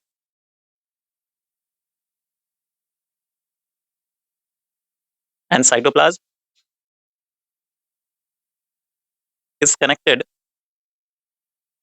by channels that do not have contact with ESF, with ECF। अब इसमें एक टर्म आता है कॉन्नेक्सिस। तो देखो हर एक चैनल में दो हाफ होते हैं और हर हाफ सराउंडेड बाय होता है 6 प्रोटीन सब यूनिट्स के, जिसको हम लोग कॉन्नेक्सियस या फिर कॉन्नेक्सॉन्स कहते हैं। बहुत ज्यादा इसका मतलब नहीं है, बट हाँ पता होना चाहिए कि होता क्या है। अगर एमसीक्यूज में बाय चांस कभी आता है तो पता हो। वैसे इतना डीप में बीएमएस में नहीं आता आपके, ठीक है। फिर आता है आपका केमिकल सिनेप्स, इसी में आता है दूसरा, केमिकल सिनेप्स। ये जंक्शन, अब देखो केमिकल सिनेप्स इस तरीके से होता है ना, दो न्यूरॉन्स का जो होता है उसको कहते हैं junction between the nerve fibre and a muscle fibre. जैसे एक ये मसल है और ये नर्व है, तो उसके बीच का जो जंक्शन है, अब यहाँ पे जो सिग्नल्स हैं यहाँ ट्रांसमिट होते हैं। तो वो आप जब न्यूरॉन पढ़ोगे तो उसमें आपको समझ में आएगा। बट केमिकल सिनेप्स भी होता है, तो दो टाइप्स के हो गए, गैप जंक्शन, केमिकल सिनेप्स। फिर आता है आपका एंकरिंग जंक्शन। तो इसमें एक्टिन फिलामेंट अटैचमेंट पहला है, actin filament attachment, filament attachment.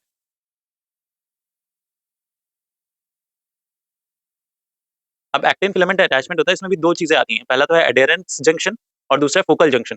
जो एडेरेंस जंक्शन होता है वो सेल टू सेल कॉन्टैक्ट होता है, जो फोकल जंक्शन होता है वो सेल टू मैट्रिक्स होता है। आप कहेंगे यार कितना डीप में जाने लगे, नहीं डीप में नहीं है, ये मेन मेन चीजें ही हैं। अभी तुम बुक खोलोगे ना तो बुक में बहुत ज्यादा ऐसी चीजें हैं जो बहुत ज्यादा कॉम्प्लिकेटेड लगती हैं, बट यहाँ पे मैं उसे सिंप्लीफाई करके अगर टेबल फॉर्म में बना बना के दे रहा हूँ ना। देखो सेल जंक्शन आता है ना, तो सीधे सीधे सेल जंक्शन आएगा, उसके बारे में तुम्हें लिखना होगा, तो बस इतना ही तुम्हें लिखना होगा और इससे ज्यादा लिखने को नहीं है तुम्हारे पास। बस ये जो हमारे फ्लो चार्ट है ना, इसी को ही देख लो, ये जो टेबल बना है इसी को समझ लो। इसके अलावा कोई भी चीज नहीं आपके उसमें आ सकती है। सीधे आएगा 5 नंबर में, 10 नंबर में, सीधे 10 नंबर में लिख देना। पूरे नंबर ना मिले तो फिर आके मुझसे बात करना, ठीक है। अभी ये तुम बुक में पढ़ोगे या फिर कोई टीचर पढ़ाएगा तो वो बहुत ज्यादा लगता है, इसीलिए यहाँ पे चीजें समझ समझ के पढ़ लो। नोट्स तुम्हें मिल ही जाएंगे, आप साथ में अगर नोट्स बना रहे हो तो बहुत बढ़िया है, वो तुम्हारे नोट्स और ज्यादा काम आएंगे, तुम्हें बहुत ज्यादा अच्छे तरीके से समझ पाओगे तुम। बाकी अगर यहाँ पे नोट्स लेने ही आए हो तो देखो वीडियो नहीं देखोगे, सिर्फ नोट्स लेके चले जाओगे तो कुछ कुछ ऐसी चीजें आएंगी जो समझ में नहीं आएंगी। तो फिर कहोगे यार कि समझ नहीं आता। पूरी वीडियो देखो, अच्छे तरीके से समझो, फिर उसके बाद अगर नोट्स लेना है तो फिर लो, या फिर अगर खुद से बना सकते हो तो खुद से ही बनाओ, मैं तो यही कहूँगा। ठीक है? एक्टिन फिलामेंट अटैचमेंट में अपना सबसे पहले आ जाता है एडहेरेंस जंक्शन। अभी हम लोग ने देखा था ना, सेल टू सेल होता है, और दूसरा है फोकल। इसके बारे में बहुत ज्यादा मत वो करिए, लोड लीजिए। Focal adhesion, cell to matrix.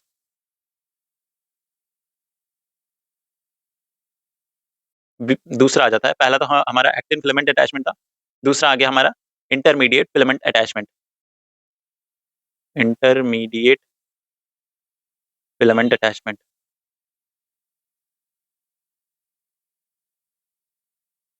इसमें अपना आ जाता है पहला desmosomes.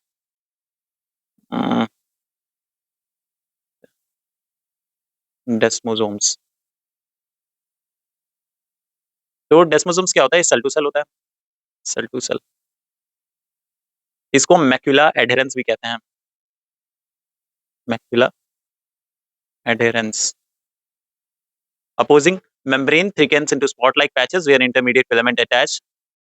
Primary, it primarily uses C adherens. जो C adherens हम लोगों ने अभी देखा था, जो ट्रांसमेम्ब्रेन प्रोटीन जो थे उनको हम लोग कह रहे थे ना C adherens, तो इसमें भी C adherens का यूज होता है।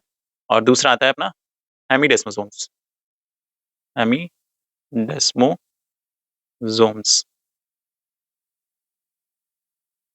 सेल टू मैट्रिक्स होता है, cell to matrix. Connect intermediate filament to the basal lamina.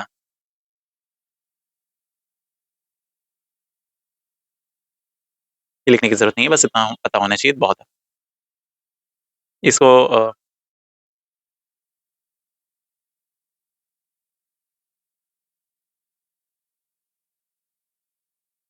तो इतनी चीजें थी अपने जंक्शन में। और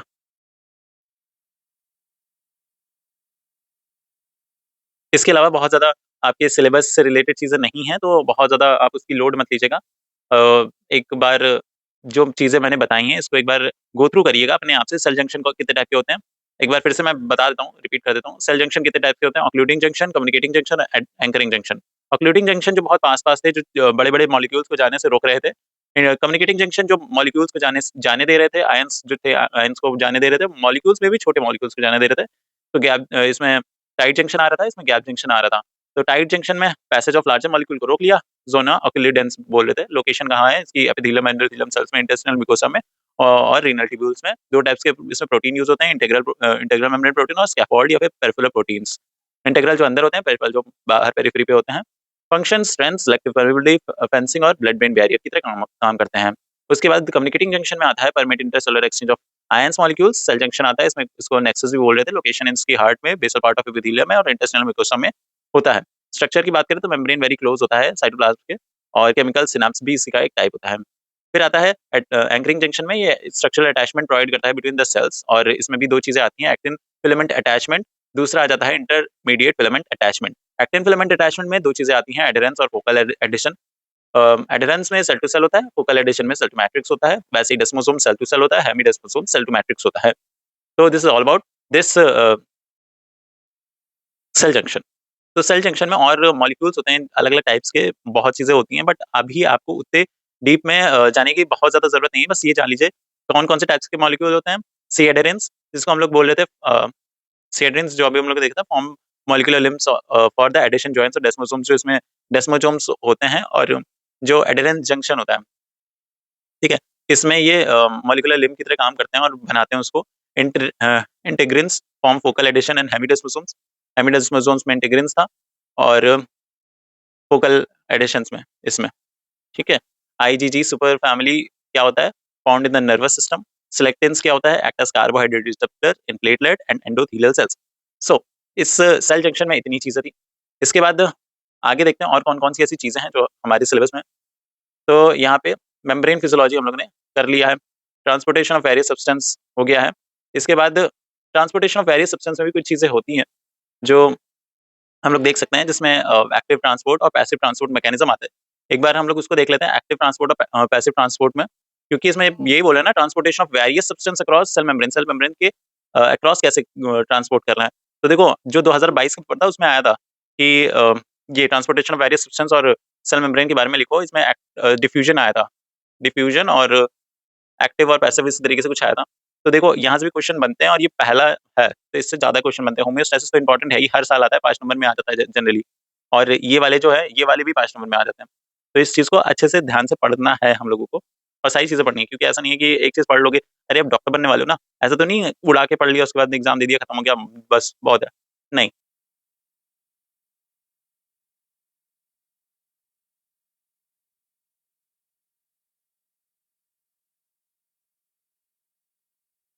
तो ये हम लोग ने जंक्शन के बारे में बात करी थी।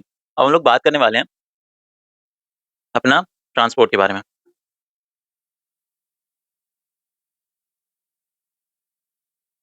ट्रांसपोर्ट, अब ट्रांसपोर्ट भी दो टाइप के हैं, पैसिव ट्रांसपोर्ट,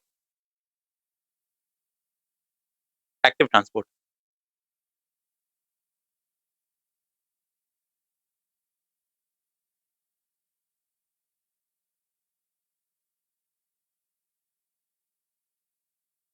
जो पैसिव ट्रांसपोर्ट होता है उसको डाउनहिल बोलते हैं या फिर डिफ्यूजन बोलते हैं। इसमें हाइयर पोटेंशियल से लोअर पोटेंशियल कोई चीज जाती है बिना किसी एनर्जी के यूज किए हुए। और एक्टिव ट्रांसपोर्ट में क्या होता है, इसको कहते हैं अपहिल। इसमें एटीपी का यूटिलाइजेशन होता है, एटीपी यूटिलाइजेशन। अब हम लोग इसको अच्छे से डीप में पढ़ते हैं कि कौन कौन सी चीजें हैं सिंपल, मतलब डिफ्यूजन में। तो डिफ्यूजन में सबसे पहले आता है, इसको भी हम लोग दो टाइप से क्लासीफाई कर सकते हैं, या फिर क्लासीफाई नहीं करते हैं, सीधे इसे लिखते हैं, पहला आ गया डिफ्यूजन,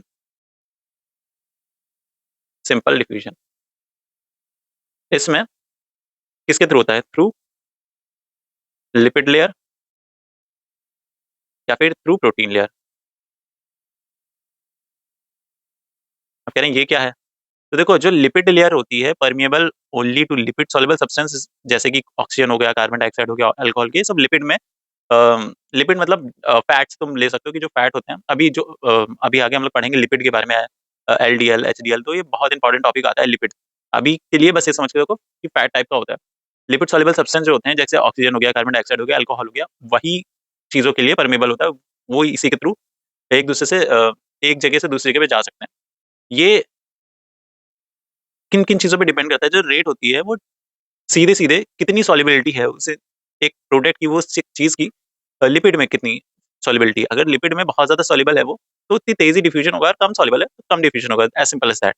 प्रोटीन लेयर में ये वाटर सॉल्युबल सब्सटेंस जो होते हैं उनके लिए होता है, उनका डिफ्यूजन होता है इसके थ्रू, मेनली इलेक्ट्रोलाइट्स और जो प्रोटीन चैनल होते हैं उनके थ्रू होता है।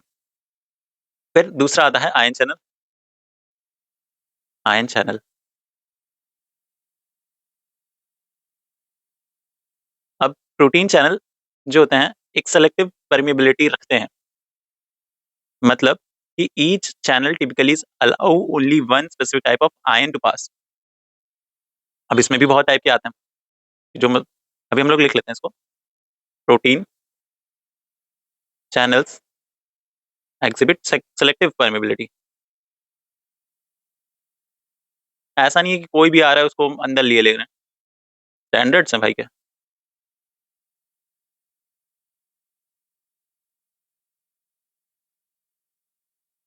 इसमें आता है पहला अनगेटेड चैनल, दूसरा है गेटेड चैनल्स। ये जो होते हैं कॉन्टिन्यूस ओपन होते हैं, कॉन्टिन्यूस ओपन। और ये ओपन जब भी जरूरत होती है, open when required.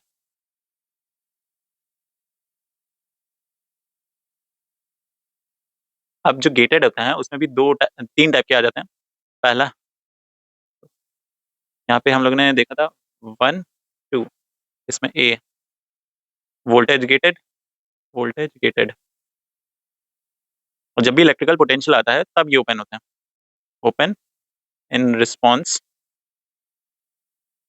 To electrical potential.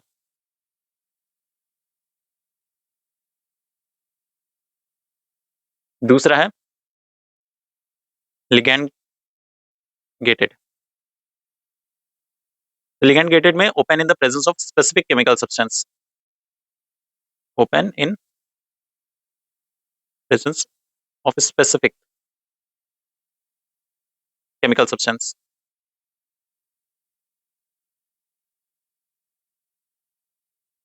Called ligands. आपने केमिस्ट्री में भी पढ़ा होगा लिगैंड्स के बारे में। तीसरा आता है C mechanically gated. Mechanically gated physical factor में ओपन होता है, open in open due to physical factor.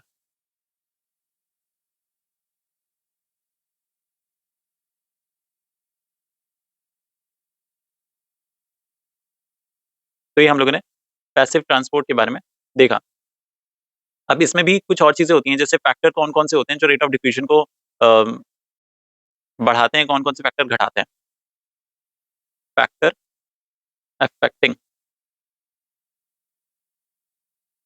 Rate of diffusion,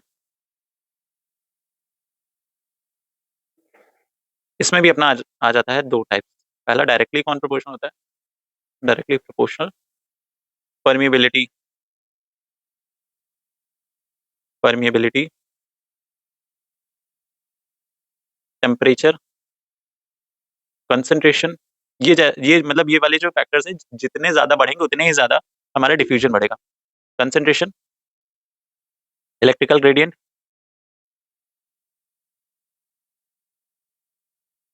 solubility of substance. और इनवर्सली प्रोपोर्शनल कौन कौन से हैं, इनवर्सली प्रोपोर्शनल इसमें thickness of cell membrane, size of molecule, size of ion and charge of ion.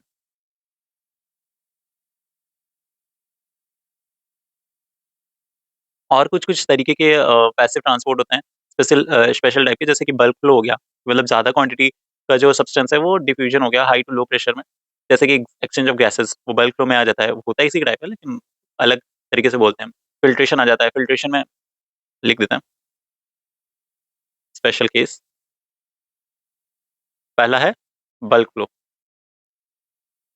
Bulk flow इसमें ज्यादा amount of substance होता है। फिल्ट्रेशन, फिर है osmosis. Filtration movement of water and soluble from high to low hydrostatic pressure. Osmosis में क्या होता है, मूवमेंट ऑफ वाटर और solvent from an area of low solute concentration to the highest solute concentration to the semi permeable membrane.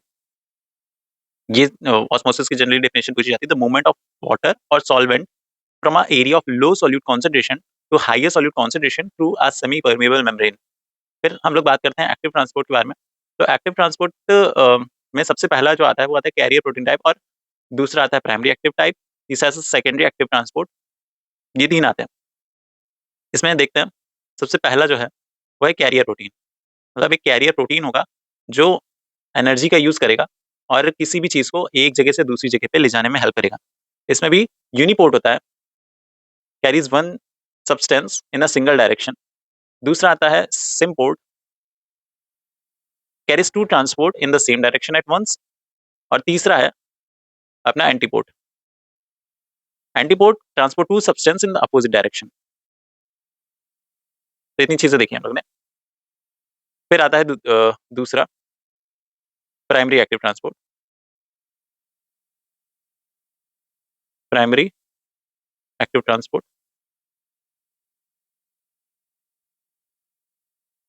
Energy is liberated directly from ATP breakdown. तो वो तो general characteristic feature है कि हाँ ATP जब टूटेगा तब उससे ही एनर्जी जो होगी वो मिलेगी, और उसके बाद ही जो भी ये एक्टिव ट्रांसपोर्ट है वो हो पाएगा। तो प्राइमरी एक्टिव ट्रांसपोर्ट में इसमें सोडियम पोटेशियम पंप आता है इसी के अंदर। बहुत ज्यादा नाम सुना होगा सोडियम पोटेशियम पंप। इसमें क्या होता है, out three sodium out and 2 potassium N 10 cell. बस इतनी चीजें याद रखिए। फिर और इसके अलावा इसमें क्या आता है, ए हो गया, ये बी आ गया, कैल्शियम पंप, C2+ पंप। इसमें एक्चुअली जो कैल्शियम आयन होता है उसको एक्टिवली बाहर फेंका जाता है, actively moves calcium out of the cell और into the organelle like sarcoplasmic reticulum. तो सार्कोप्लाज्मिक रेटिकुलम क्या होता है, आपने सेल में पढ़ा होगा, जाके एक बार अच्छे से देख लीजिएगा उसको भी जाके। सार्कोप्लाज्मिक रेटिकुलम जो जहाँ पे मतलब कैल्शियम होता है। फिर इसके बाद हाइड्रोजन पंप, सी, एक्टिवली ट्रांसपोर्ट हाइड्रोजन आयंस। जब HCl फॉर्मेशन होता है ना हमारी बॉडी में, तभी इसका बहुत ज्यादा रोल होता है कि हाँ, स्टमक में जब H+ आयन की जरूरत होती है, वहाँ पे होता है, किडनीज में H+ सिक्रीशन होता है, तब वहाँ पे भी जरूरत होती है। तो ऐसी जगहों पे हाइड्रोजन पंप होते हैं। फिर आता है अपना secondary active transport, secondary active transport. ये इसका क्या मतलब होता है, transport of substance is coupled with the movement of sodium. अब जो भी ट्रांसपोर्टेशन ऑफ सब्सटेंस हो रहा है वो सोडियम के मूवमेंट के साथ जुड़ा हुआ है। जो भी एनर्जी रिलीज होती है सोडियम के मूवमेंट से ग्रेडियंट के अलॉन्ग, तो वो यूज होती है दूसरे सब्सटेंस के मूवमेंट के लिए। अगर नहीं समझा एक बार फिर से सुनिए, जो भी एनर्जी रिलीज होती है सोडियम के मूवमेंट से, जो कि सोडियम का मूवमेंट कहाँ हो रहा है, अलॉन्ग द ग्रेडियंट, ग्रेडियंट के डायरेक्शन में हो रहा है, वहां पे एक एनर्जी रिलीज हो रही है, वो एनर्जी जाके दूसरे सब्सटेंस के मूवमेंट के लिए यूज हो रही है। अब इसमें भी दो टाइप आता है, को ट्रांसपोर्ट, इसमें सिम्पोर्ट भी कहते हैं इसे कभी कभी। तो sodium and second substance like glucose, amino acid, ये सेम डायरेक्शन में जा रहे होते हैं। सोडियम है ये, और ये अदर है सब्सटेंस, अदर सब्सटेंस, इसमें ग्लूकोज आ सकता है, अमाइनो एसिड्स आ सकते हैं, आयरन आ सकता है, ये सारे सेम ट्रांस। फिर दूसरा आ जाता है इसमें काउंटर ट्रांसपोर्ट, काउंटर ट्रांसपोर्ट, इसको एंटीपोर्ट भी कहते हैं। तो इसमें sodium and second substance move in the opposite direction. ये सोडियम हो गया, ये इधर जा रहा है, लेकिन जो दूसरा वाला सब्सटेंस है, other substance such as calcium, hydrogen, ठीक है, कैल्शियम, हाइड्रोजन, ये सारे होते हैं। और यहाँ पे ग्लूकोज, ग्लूकोज हो गया, और उसके अलावा कौन सा बताया था, अमाइनो एसिड बताया था, ये सारे आ जाते हैं, ये दूसरे डायरेक्शन में जा रहे हैं। और एक और तरीके का स्पेशल एक्टिव ट्रांसपोर्ट आता है, जैसे हम लोग ने स्पेशल अभी यहाँ पे डिफ्यूजन का पढ़ा था, स्पेशल केस, वैसे यहाँ पे भी स्पेशल केस आता है, उसके बारे में देखते हैं। स्पेशल केस पहला तो है endocytosis, cytosis, entry into the cell, entry into the cell. इसमें भी 3 चीजें आती हैं, पिनोसाइटोसिस, फैगोसाइटोसिस और receptor mediated endocytosis. Pinocytosis, phagocytosis, तीसरा है receptor mediated endocytosis.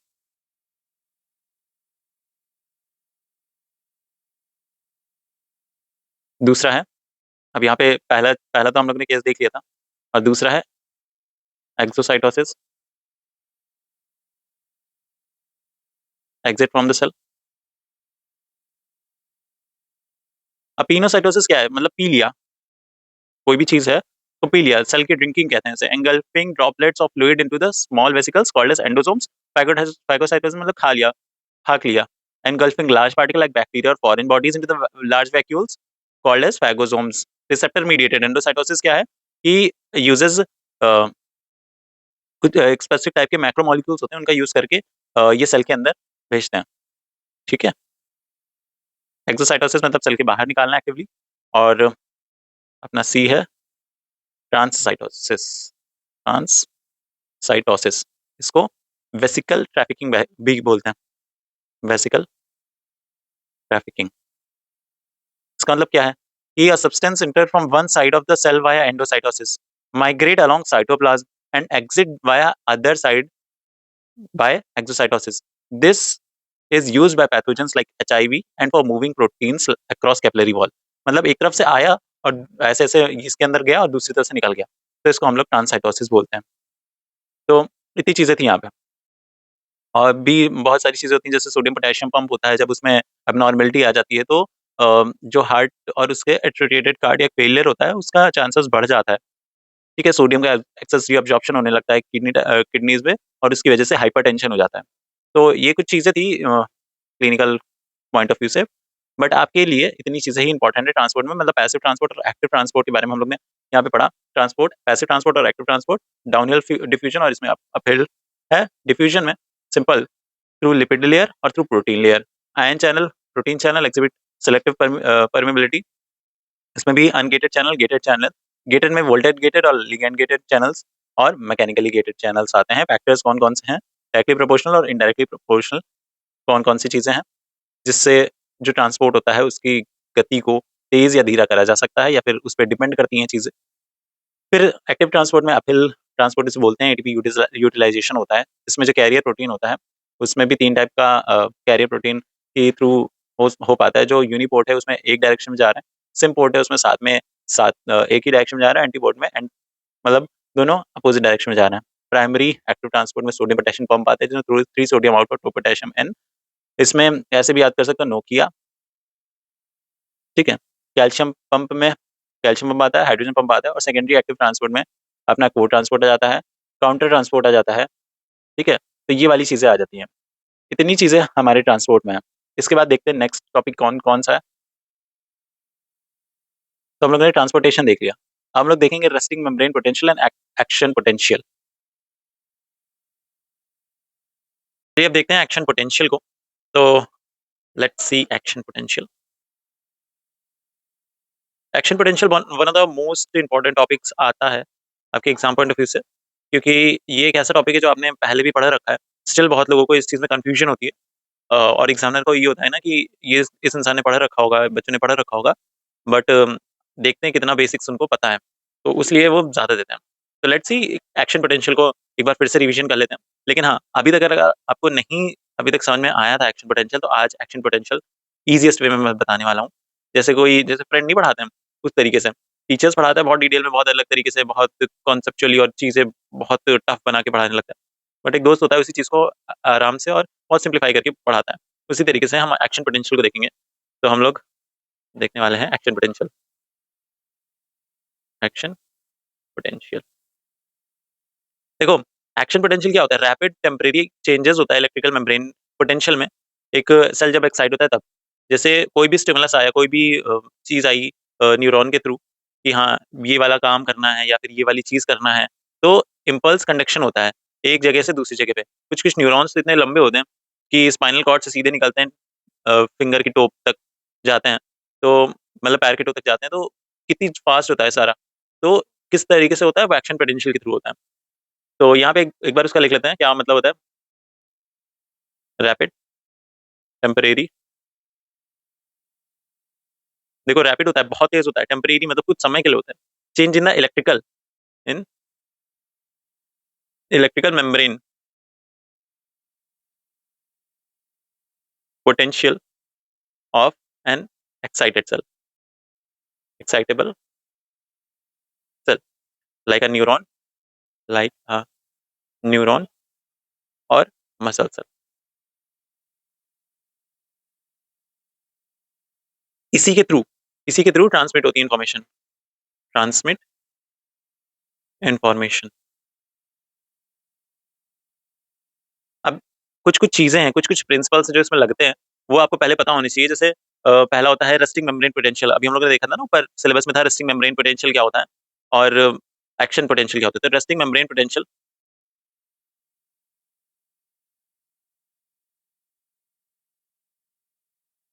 Resting membrane potential, तो ये यूजुअली -70 मिली वोल्ट्स होता है। इस समय सेल पोलराइज़्ड होता है। The cell is polarized. अब इसका क्या मतलब है? इसका मतलब ये है कि अंदर की तरफ नेगेटिव होगा और बाहर की तरफ पॉजिटिव होगा। Negative inside relative to outside. तो रेस्टिंग मेम्ब्रेन पोटेंशियल के बारे में हम लोग देखा। दूसरी चीज़ होती है थ्रेशोल्ड के बारे में। थ्रेशोल्ड क्या होता है? बहुत बार आपने सुना होगा, लेकिन ये टर्म्स आपको आने चाहिए एक्शन पोटेंशियल को पढ़ने से पहले। थ्रेशोल्ड एक क्रिटिकल लेवल होता है, the critical level around -55 millivolt.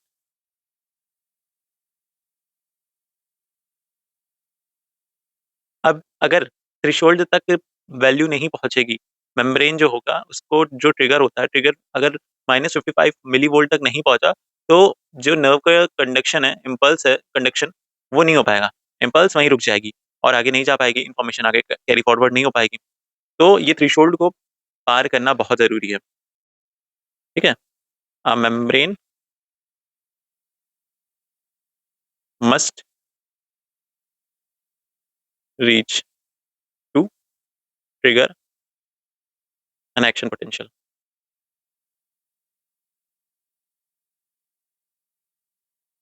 तीसरी चीज आती है all or none principle. All or none principal.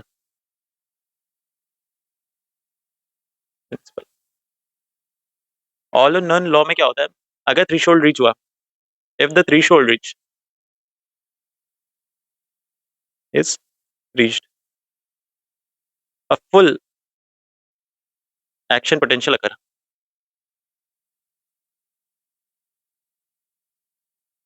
If not, nothing happen. Nothing happen. तो ऑल और नन प्रिंसिपल हम लोग को पता चल गया। अब कैसे कैसे एक्शन पोटेंशियल होता है, देखो। सबसे पहले अंदर क्या होता है, इसको ऐसे समझते हैं। यहाँ साइड में अपना ग्राफ बनाते हैं, सीधा बनाते हैं। ये हमारा ग्राफ है जिसमें यहाँ पे है अपना -70 मिलीवोल्ट, यहाँ पे है -55 मिलीवोल्ट, फिर इधर ये 40 तक आता है, 40 मिलीवोल्ट। अब यहाँ पे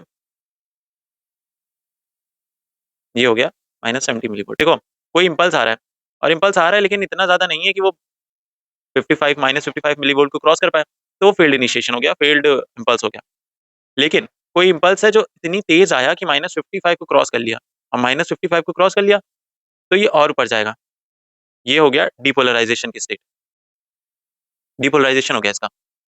फिर उसके बाद एक पीक पॉइंट आता है, यहाँ पे पीक पॉइंट आएगा जहाँ पे जो चैनल्स होंगे वो क्लोज हो जाएंगे, जो चैनल्स है वो क्लोज हो गए। अब यहाँ पे एक स्टेबिलिटी आ जाती है, स्टेबिलिटी आ जाती है, पीक पॉइंट आ जाता है। उसके बाद ये वापस गिरना चालू करता है, गिरता है। अब गिरता है, कहाँ तक गिरता है? 70 मिलीवोल्ट। बट यहाँ पे देखो, यहाँ पे sodium gated channels, sodium channels open थे, वोल्टेज गेटेड होते हैं, voltage gated sodium channels open हुए थे। तो बहुत तेजी से बाहर से सोडियम अंदर आ गया था। अब यहाँ पे वो दिखा देते हैं न्यूरॉन का। अब यहाँ पे जो वोल्टेज गेटेड चैनल है सोडियम के, अब ये कौन सा पार्ट है एक्सॉन का? ये देखो, ये सोमा है, मतलब उसकी बॉडी है, और ये अपना एक्सॉन है। ठीक है, तो यहाँ से कोई इम्पल्स आ रहा है। अब इतना नहीं था कि -55 को क्रॉस कर पाए, तो ये चला गया वापस। लेकिन अब कोई ऐसा आया जो इम्पल्स -55 को क्रॉस कर लिया, तो उसने डिपोलराइजेशन कर दिया। यहाँ पे पहले पोटेशियम आयन था, पोटेशियम था, और यहाँ पे सोडियम था। जो अंदर था वो, मतलब इसके कंपैरिजन में कम पॉजिटिव चार्ज था, अंदर का जो था रिलेटिवली नेगेटिव था, रिलेटिवली, और बाहर का था वो पॉजिटिवली चार्ज था। अब डिपोलराइजेशन हुआ तो सोडियम गेटेड चैनल्स थे वो खुल गए, सोडियम गेटेड चैनल खुल गए, तो बहुत तेजी से सोडियम का अंदर इन्फ्लक्स होने लगा, आने लगा सोडियम अंदर। तो इससे क्या हुआ, ये क्या हो गया, डिपोलराइजेशन हो गया। इसको हम कहेंगे डिपोलराइजेशन। तो यहाँ पे ये येलो वाली जो स्टेट है वो आ गई। फिर इसके बाद ये इम्पल्स कंडक्शन हुआ आगे की तरफ, आगे की तरफ जो चैनल्स थे वो क्लोज हो गए, सोडियम चैनल्स जो है वो क्लोज हो गए, तो ये अंदर आने से रोक दिया, रोक दिया। ये आगे जा रहा है, एक पीक पॉइंट आया, उसके बाद क्या हुआ, जो पोटेशियम चैनल्स थे वो लीक चैनल्स कहलाते हैं, और पोटेशियम लीक होने लगा, और पोटेशियम का जो वोल्टेज चैनल था वो ओपन हो गया, तो पोटेशियम निकलने लगा, कह सकते हैं। अब दूसरी तरफ बनाते हैं इसको, यहाँ पे, यहाँ से पोटेशियम निकलने लगा, पोटेशियम। ये वाला तो लीक चैनल था, लीक चैनल, तो ये डिफ्यूजन के थ्रू निकलने लगा। अब यहाँ पे देखो, ये अंदर आता है तो जो चीजें होती हैं वो बदल जाती हैं, जो नेगेटिव चार्ज होता है अंदर की तरफ, पॉजिटिव चार्ज होती है, चीजें बदल जाती हैं, और वही चीजें आगे आगे ट्रांसफर होती रहती हैं, आगे बढ़ती रहती हैं। अब ये जो लीक चैनल था वो तो ठीक है, ये जो सोडियम, जो पोटेशियम वोल्टेज चैनल था, वोल्टेज गेटेड पोटेशियम चैनल था, ये धीरा होता है, तो ये धीरे से बंद होता है। अब ये धीरे से बंद हो रहा है, तो जब निकल रहा है तो ये धीरे धीरे धीरे धीरे आ रहा है नीचे। अब यहाँ पे इसको दूसरे कलर से देखते हैं, नीचे आया धीरे धीरे धीरे धीरे, वो बंद हो गया। तो नॉर्मल अपना एक्शन पोटेंशियल जहां से स्टार्ट हुआ था -70 मिली वोल्ट तक, वहीं पर आके रुक गया। अब आगे इसके फिर रेस्टिंग हो गई, रेस्टिंग। ये डिपोलराइजेशन था, ये रिपोलराइजेशन था, और ये हाइपरपोलराइजेशन कहते हैं इसे।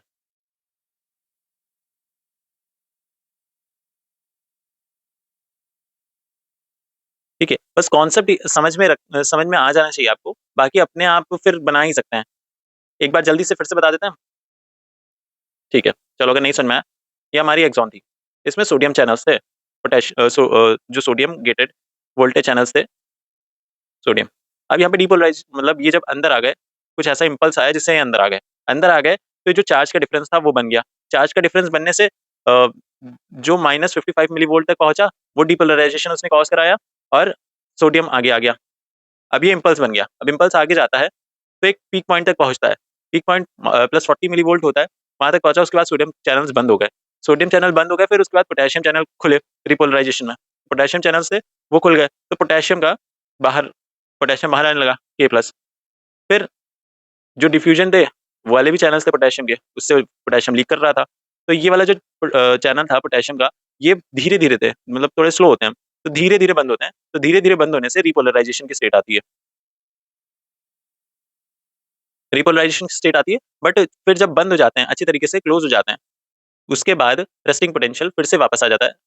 तो कह सकते हैं कि ये प्रोसेस खत्म होती है, एक्शन पोटेंशियल खत्म हो जाता है। तो ये क्या था, एक्शन पोटेंशियल। बहुत ज़्यादा इसमें कंफ्यूजन क्रिएट करने की ज़रूरत नहीं है, चीज़ें बहुत सिंपल थी। देखो, पहले कोई इम्पल्स था, नहीं आया थ्रेशोल्ड तक, कोई इम्पल्स आया थ्रेशोल्ड तक, वो पूरा अपना नर्व कंडक्शन के लिए उसने डिपोलराइजेशन क्रिएट कर दिया। डिपोलराइजेशन के बाद +40 मिली वोल्ट जो था, वहाँ तक एक वीक पॉइंट आता है। फिर उसके बाद पोटेशियम चैनल्स ओपन हो जाते हैं, जिससे रिपोलराइजेशन होने लगता है। रिपोलराइजेशन होने के बाद पोटेशियम चैनल होते हैं स्लो, तो धीरे-धीरे बंद होते हैं। तो धीरे-धीरे बंद हो गए, तो यहाँ पे जो -70 था, उससे भी नीचे चला गया वोल्टेज। तो क्या हुआ फिर, धीरे-धीरे बंद होने लगे, और जब धीरे-धीरे बंद हो गए पूरे, तो अपना फिर से रेस्टिंग अपना पोटेंशियल आ गया, रेस्टिंग मेम्ब्रेन पोटेंशियल। तो इतना इतना चीज़ होती है। ये क्या होता है, -70 millivolt resting membrane potential. ठीक है? तो ये था अपना एक्शन पोटेंशियल, बस इतनी चीज़ें हैं, यही आप एक डायग्राम बना दीजिएगा, और ये एक डायग्राम बताने के लिए बना दीजिएगा, दैट्स ऑल। इससे ज़्यादा आपको लिखने की ज़रूरत नहीं है। बस अगर आप लिखना चाहते हैं तो मैं जल्दी से बता देता हूँ, तो स्टेप्स ऐसे डालिएगा। स्टेप्स, पहला डिपोलराइजेशन, डिपोलराइजेशन इसमें क्या होता है, स्टिमुलस आता है, स्टिमुलस, फिर membrane potential rise, membrane potential rise, और voltage, voltage gated sodium channel open. फिर इससे क्या हुआ, sodium rushes into the cell.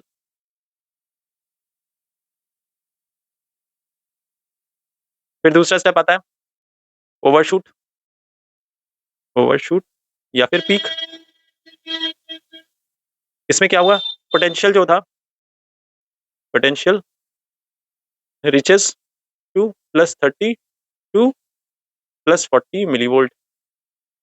अब इसमें क्या हुआ, जो सोडियम चैनल्स थे, सोडियम चैनल क्लोज हो गए, तो सोडियम का अंदर आना बंद हो गया, सोडियम फ्लो स्टॉप। तीसरा था रिपोलराइजेशन, तो रिपोलराइजेशन में voltage gated potassium channel open, इससे potassium rushes out of the cell. फिर चौथा आया हाइपरपोलराइजेशन।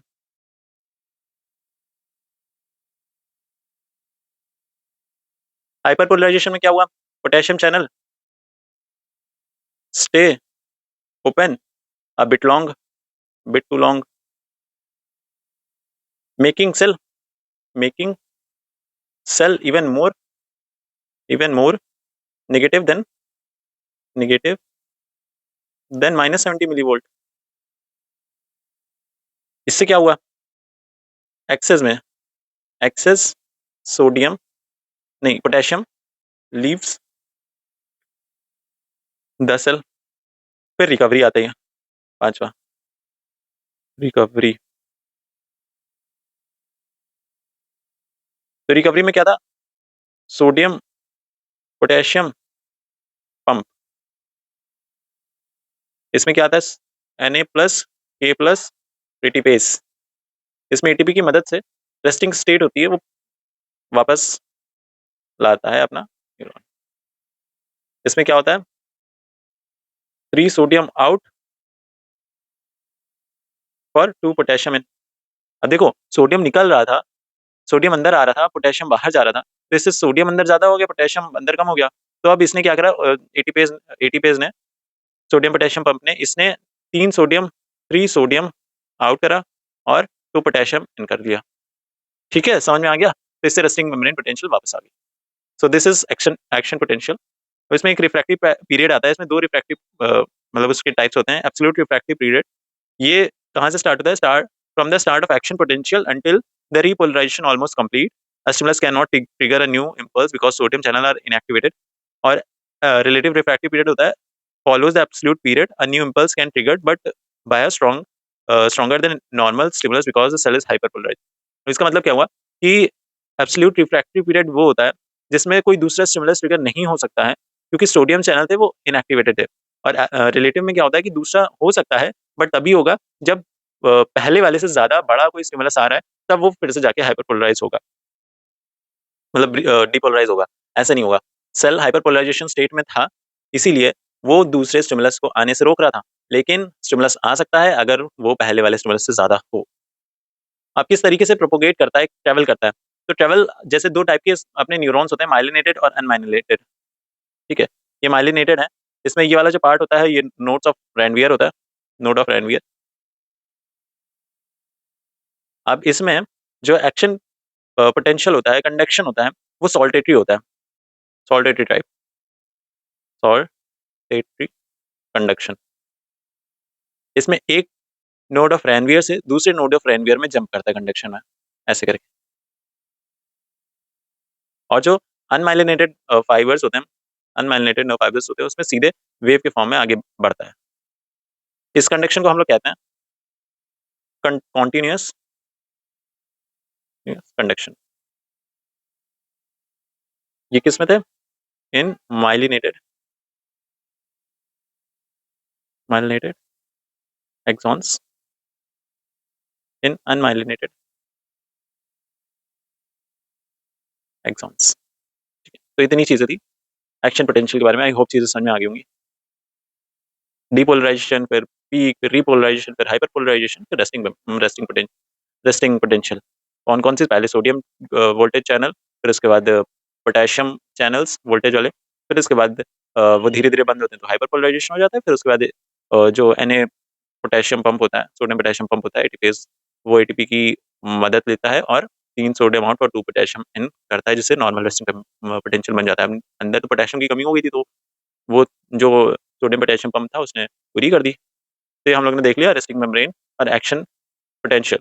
हम लोग देखेंगे acid base water and electrolyte balance और study of basic component of food. ये बहुत ज्यादा बड़ा नहीं है, इसको जल्दी जल्दी शॉर्ट में कंप्लीट करते हैं हम लोग, क्योंकि और बहुत ज्यादा इंपॉर्टेंट भी नहीं आता, बट स्टिल हमारे सिलेबस में है, तो एक बार देख लेते हैं। अगर बाई चांस आपके एग्जाम में आ गया तो आप क्या लिखेंगे।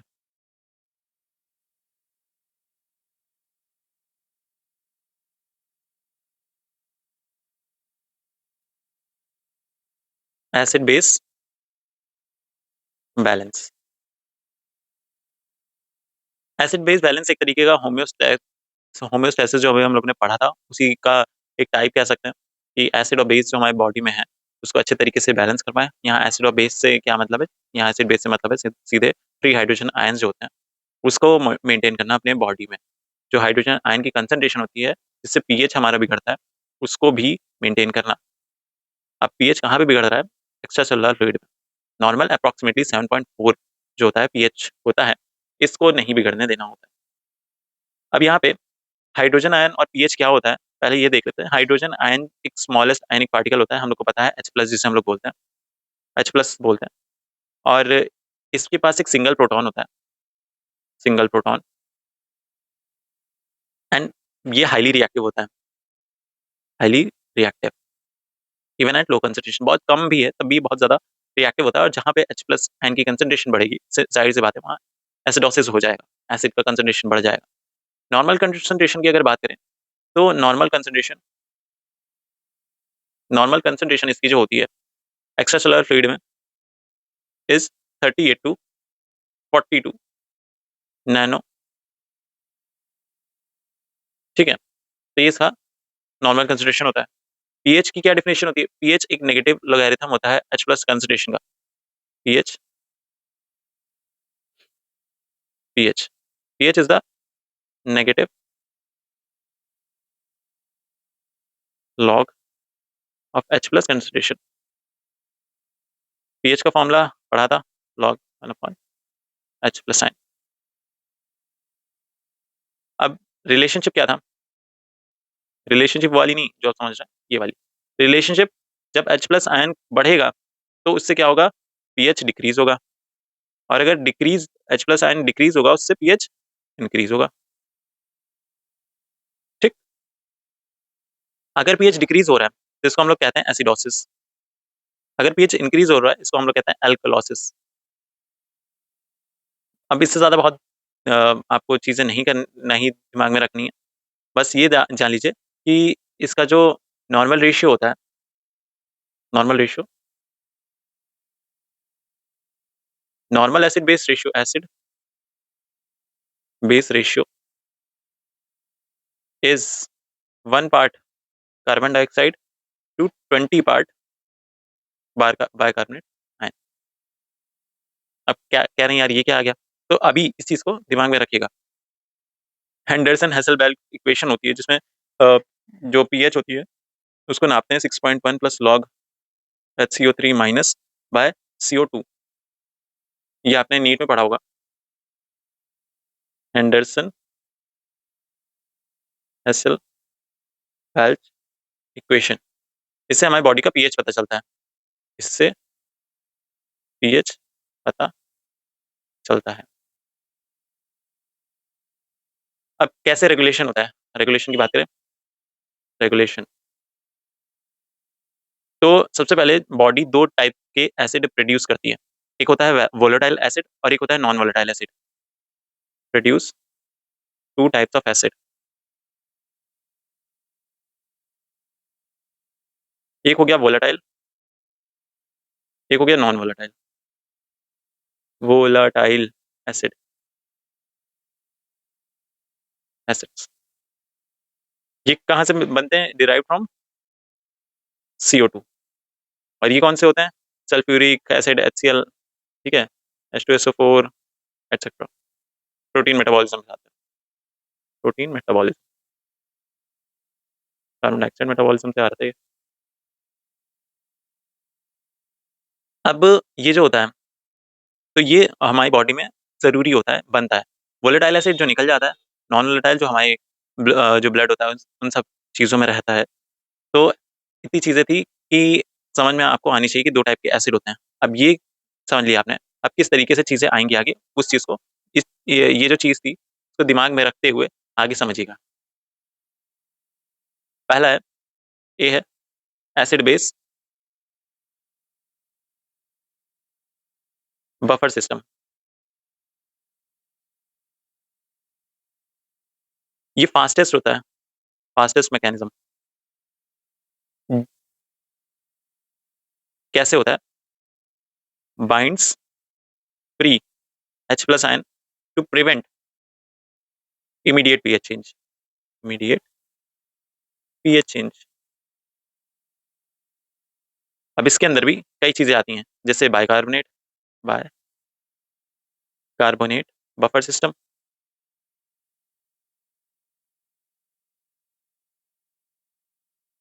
दूसरा आता है फॉस्फेट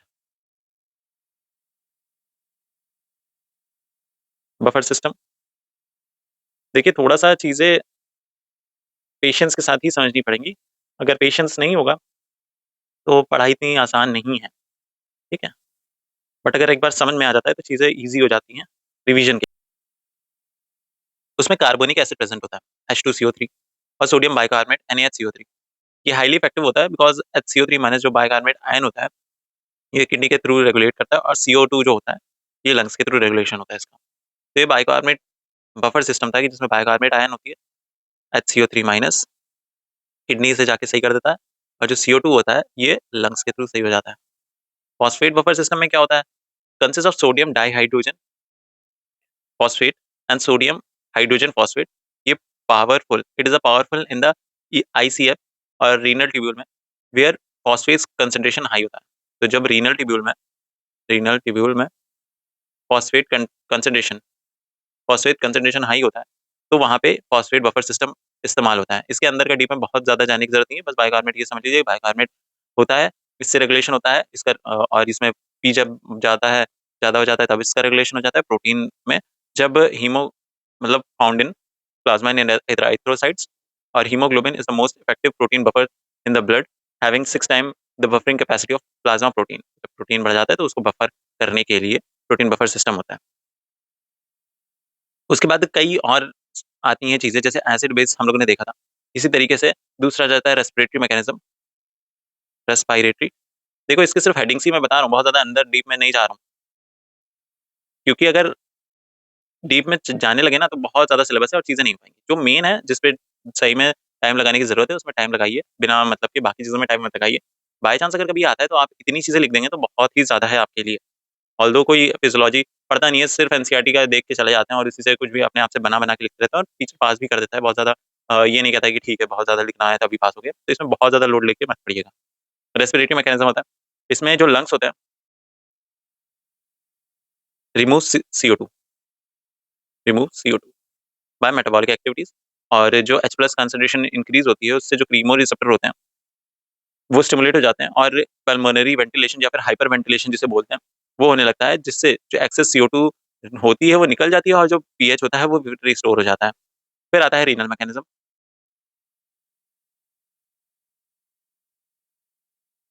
ये बहुत स्लो होता है, इससे ये स्लोएस्ट होता है और बट पावरफुल होता है। ये बैलेंस को मेंटेन करता है।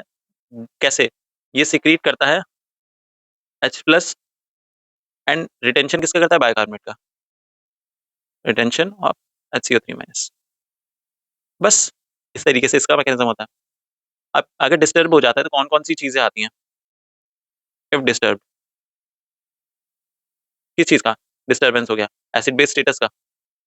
तो कई कंडीशन आती है जैसे रेस्पिरेटरी एसिडोसिस। क्यों होता है? क्योंकि PCO2 बढ़ जाता है। दूसरा है रेस्पिरेटरी अल्कोलोसिस।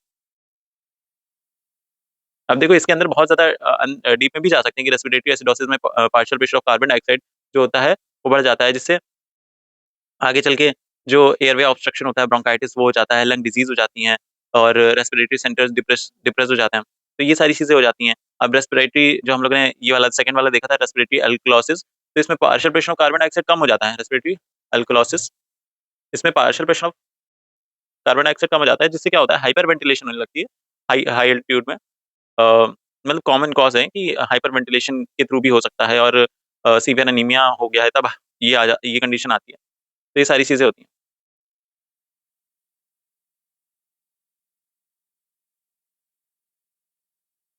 फिर अपना तीसरा आ जाता है मेटाबॉलिक एसिडोसिस।